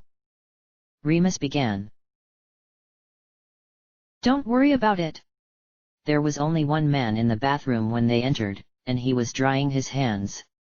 They waited until he had left and then Sirius locked the door with a charm that would wear off in 30 seconds. Hogsmeade? He asked, and held out his arm. Remus nodded and then Sirius spun. The grey bathroom tiles they were standing on swirled and darkened and became the muddy road that connected Hogsmeade and the school. Come on, he said, walking toward the trees that lined the road. "Wait," Sirius said, pulling off his shoes. "Sirius, what in Merlin's?" "Shh!" Sirius grinned and with a flick of his wand, dropped his shoes. They landed with a squelch and a spray of muck. Sirius murmured another spell and the shoes took off along the road toward the village. "Footprints," Remus said softly and then shook himself. "Do you actually think of everything? 18 years of friendship and you haven't worked that out yet?" Sirius asked archly. Remus thought it was more like 10 or 11, given Sirius' time in Azkaban, but didn't say so. My, Moony, how the mighty have fallen." Yes, it's tragic," Remus said impatiently, making Sirius laugh. "Here, we should get off the road." He headed into the trees on the left, knowing they'd lead them into the main part of the Forbidden Forest. The trees on the right were too sparse to provide any real shelter and the forest on that side ended not far from where they were. Sirius didn't say anything but the quiet sound of socks in mud told Remus he was following. "Disgusting," Sirius said when they were far enough into the trees that they couldn't see the road anymore. Remus turned to find Sirius sitting on the ground, peeling off his ruined socks. "Evanesco," he said darkly, and then leaned back against a tree trunk. "So, where to, Moony?" "Get up, you git," he said, nudging Sirius with his shoe. "We can't go anywhere if you're sitting down." "We can't go anywhere if we don't know where we're going," Sirius countered, making no move to stand. "We're not going anywhere," Remus told him after a moment. Sirius blinked and then his eyebrows came together. Remus, recognizing the danger signs, hurried to explain. "My search team are probably all wondering where I am. You being seen in London will be all over tomorrow's Prophet and none of them are thick enough to look past the fact that I was missing at the same time. So where will you go?" "To meet up with them." Remus checked his watch. "I'll be half an hour late but I can just tell them I got caught up." "Why don't you tell them you were with me?" Remus stared at him. "No, really," Sirius continued, looking eager. "Tell them you tracked me and Harry to Grimmauld Place and then I ran, because I'm so deviously clever, of course." "Of course," Remus agreed, fighting to keep a straight face. "I really don't like it when you look like Harry," Sirius said, pouting. "He's much nicer than you, so your cruelty takes me by surprise." "Constant vigilance." Remus couldn't help saying in a loud whisper, he had the sense not to shout when there could be Aurors in the area. Sirius glowered at him. Remus grinned. "What were you saying?" "That I'm deviously clever." "At the train station you said fantastically." "Yes, that too. Now, you should tell them that you were tracking me and I just disappeared. You searched Grimmauld Place because you know my mother used to live there and found nothing. If you're in a bad enough mood when you meet them for lunch, they'll have no trouble believing you." "That's not actually a bad idea," Remus said. "Although it might be better to just say I saw you at King's Cross." "Whatever works," Sirius said, shrugging. "And the bad mood part might be easier said than done." It was like they were back in Hogwarts, evading Filch after a well-executed prank.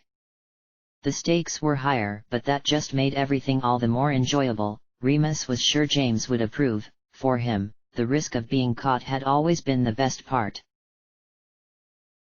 "I'll put that flea jinx on you," Sirius offered. "That'll ruin your mood." Remus shuddered. "Don't you?" There were 8 quiet pops. Both men froze, their heads snapping up in the direction of the noise, which, admittedly was quite far away, but still cause for worry. Think they'll buy the footprints? Remus wasn't sure why he was whispering, but he couldn't quite bring himself to speak normally. They can't risk not following them, Sirius whispered back. They'll have to split up. You have to go. Remus nodded. I'll meet you at my house. I suppose so, Sirius said.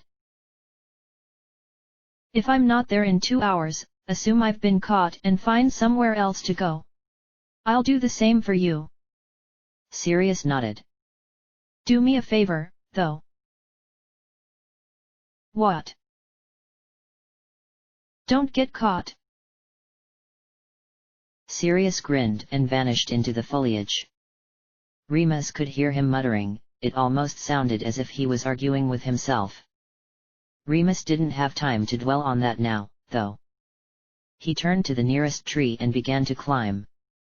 Only when he was well above the ground did he pull out his wand and reverse the appearance charms he was wearing, and resize his clothes. He conjured a mirror to check his appearance, vanished the mirror and then prepared to disapparate. He was a little unsteady on his branch. He had never had a problem with heights, exactly, but he had never had James and Sirius confidence either, but Oris would be searching for magical traces on the ground, not in the trees. He managed to spin on the spot. He saw rather than felt himself falling sideways. A large branch rushed toward his face, but it vanished into blackness before it could cause a problem.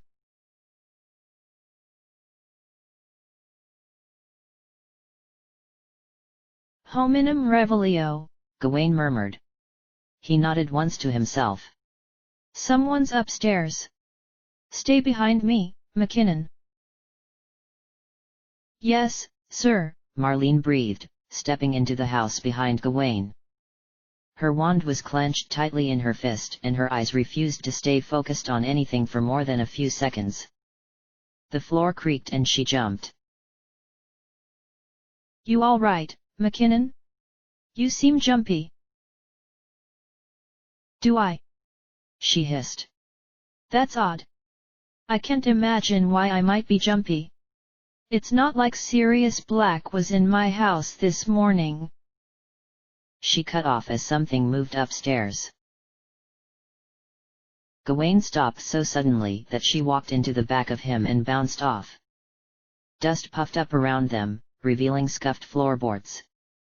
When she looked up, Gawain's face was only inches from hers, his eyes bright green and intent.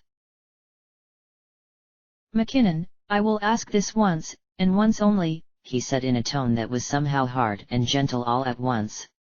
Can you do this? She opened her mouth but he held up a hand. His smallest finger had been blown off in the war and he had told her he hadn't healed it so that it would serve as a reminder to stay alert. It was his own version of constant vigilance, she supposed, but he hadn't yet taken to shouting it randomly. Truthfully, please, McKinnon, he said in the same stern, soft voice. I will think nothing less of you if you're unable to do this and it will not affect your training, but if you're going to be a liability I need to know. And there was that disconcerting honesty, it was the thing she most loved about her mentor. He wouldn't lie to her, not to spare her feelings, not to keep her safe. He was blunt and she liked that, though it reminded her uncannily of James and even Sirius, neither of whom had ever been afraid to say what they thought, though James had had more tact than Sirius. She supposed the similarities weren't really surprising. Gawain had been trained by Charles Potter, James' father, who was something of a legend in the DMLE, and James and Sirius had grown up influenced by the same man. Thankfully, Gawain had a very limited sense of humor, nothing at all like the other three, and he wasn't so similar that she was completely lost to nostalgia and unable to function. It was a delicate balance. Gawain cleared his throat. I can do this, she said honestly. You're not afraid of him? He asked. His eyes continued to scan the hallway, but for now they were alone. No, she said. And she wasn't. Sirius, Merlin knew why, had seen her twice and made no move to kill her either time because he had wanted to talk. If anything, he had seemed afraid of her. And so he bloody well should be, she thought. Gawain considered her for a moment. She wasn't sure how much he had been told about Sirius' past and how she fit into it. She certainly hadn't brought it up, and that was probably why his thoughtful expression changed into one of disbelief. Why should he believe she wasn't scared? Sirius had blown up one friend, arranged the deaths of a man he considered a brother and a woman who had been like his sister, broken out of a supposedly impenetrable wizarding prison and then kidnapped the son of his old, dead friends. And he had shown up at her house, twice, though no one knew about the first. Why are you so jumpy, then, if not for fear? I don't want to give him another chance to slip through the cracks, she said. I want him caught. Caught? He asked. Dead, she admitted after a moment, clenching her fists. She might have closed her eyes if she hadn't been keeping a lookout for Sirius, or any traps he might have left behind. We need him alive, McKinnon. There are things we need to know. About Azkaban, for example, and how he's been evading us.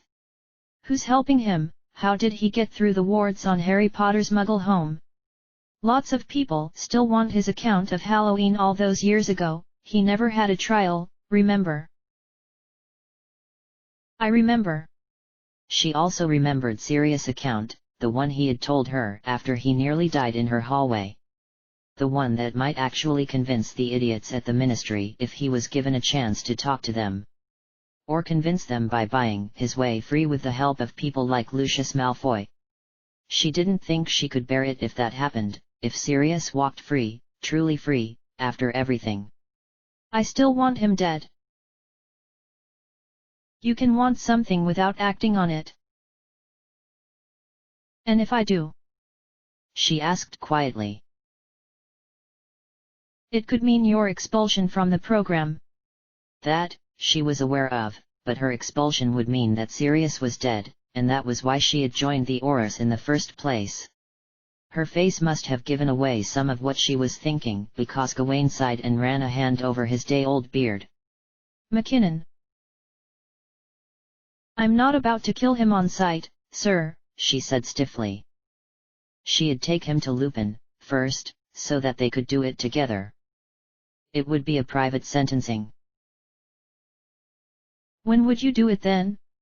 Would you wait to kill him when he's asleep in his cell in Azkaban, helpless?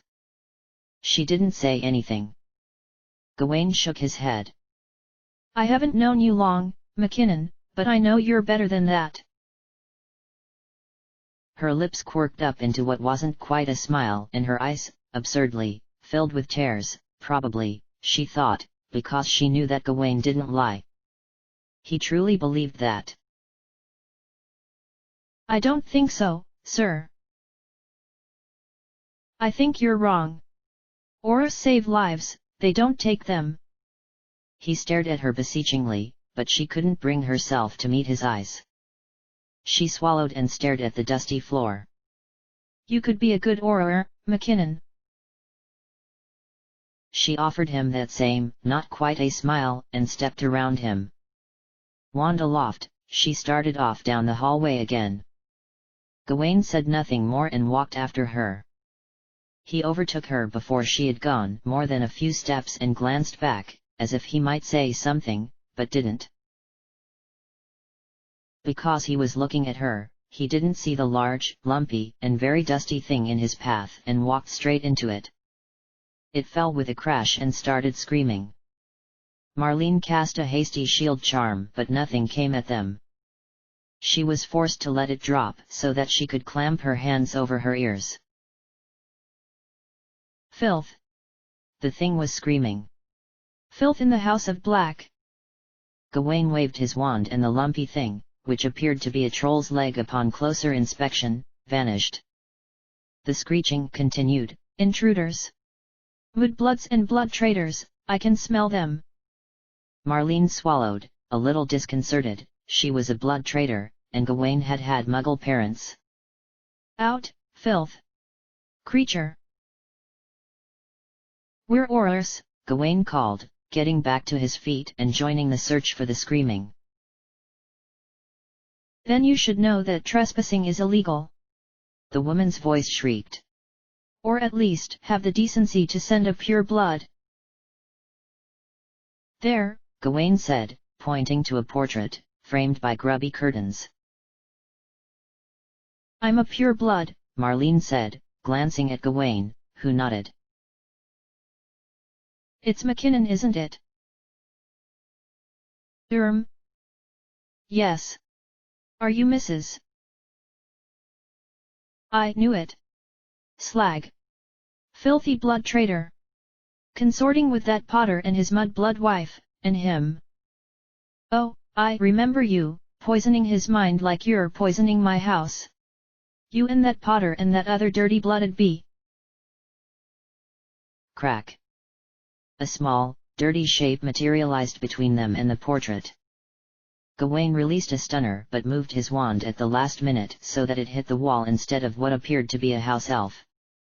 He had enormous grey eyes, a large, snout-like nose and was dressed only in a greying loincloth. Creature! Get this filth out of my house! The house of my fathers, forever soiled by these two. Silencio, Marlene said. The woman's eyes bulged and painted spit burst from her thin lips. How dare you!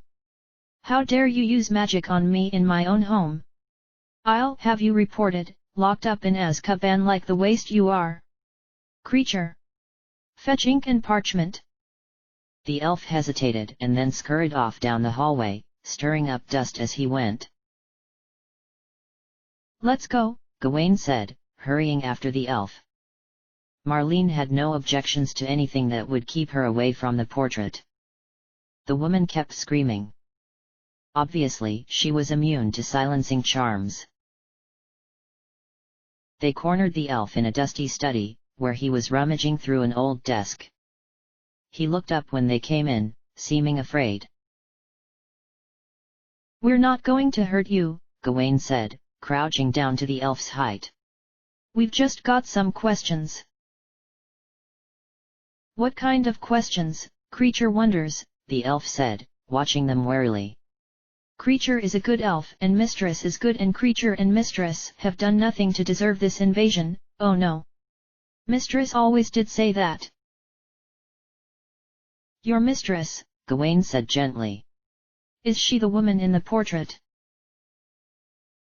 Oh, yes, the elf called Creature said. That's Mrs. Black? Sirius Black's mother. Broke her heart, Master did, Creature said, looking angry all of a sudden. Master Regulus was a good boy, he knew what was due to the name of Black. Master Sirius brought the family shame with his wicked ways, running away to live with blood traitors and mud-bloods. He shuddered, as if saying the word had hurt him, and then shrieked, "Bad creature!" Before either Marlene or Gawain could respond, he had seized a dusty paperweight and started beating it against the side of his bald head. Akio, Marlene said, before Gawain had the chance. The paperweight flew out of his hands and Marlene caught it easily. She hadn't been a keeper for nothing.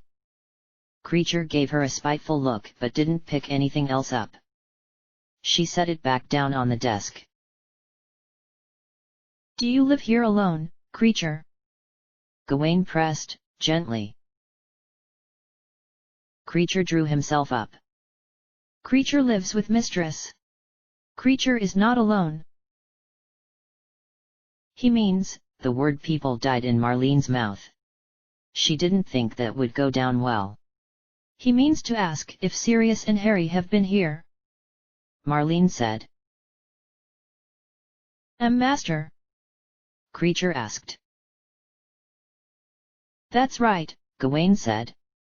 Your Master Sirius. Have you seen him? Creature doesn't know where Master is, Creature said flatly. The papers say Master is a murderer now. Master always had such a temper, Creature remembers, oh yes. Dangerous, Master is. Creature heard he stole the Potter boy. A brat, Creature is sure. Marlene looked at Gawain, who was frowning. Do you mind if we search the house? Gawain asked. Creature looked angry but seemed to realize he couldn't stop them. He did, however, fold his thin arms and glower at them. Creature and his mistress Black have nothing to hide, he said in his croaky voice. The Aurors won't find any servants of the Dark Lord here, oh no. With that, he collected the parchment, quill, and ink he had been sent to find and trotted out of the room to soothe his still screaming mistress. Gawain let out a groan and pushed himself off of the dusty carpet. Mad elf, he muttered. Marlene agreed wholeheartedly. Do you think he's telling the truth? Hard to say. Gawain brushed dust off of his robes. If Black has been living here, miserable as this place is, he added, glancing at the cobwebbed roof, then he's probably ordered the elf not to say anything. It's also possible that Creature's telling the complete truth. He ran a hand over his beard again.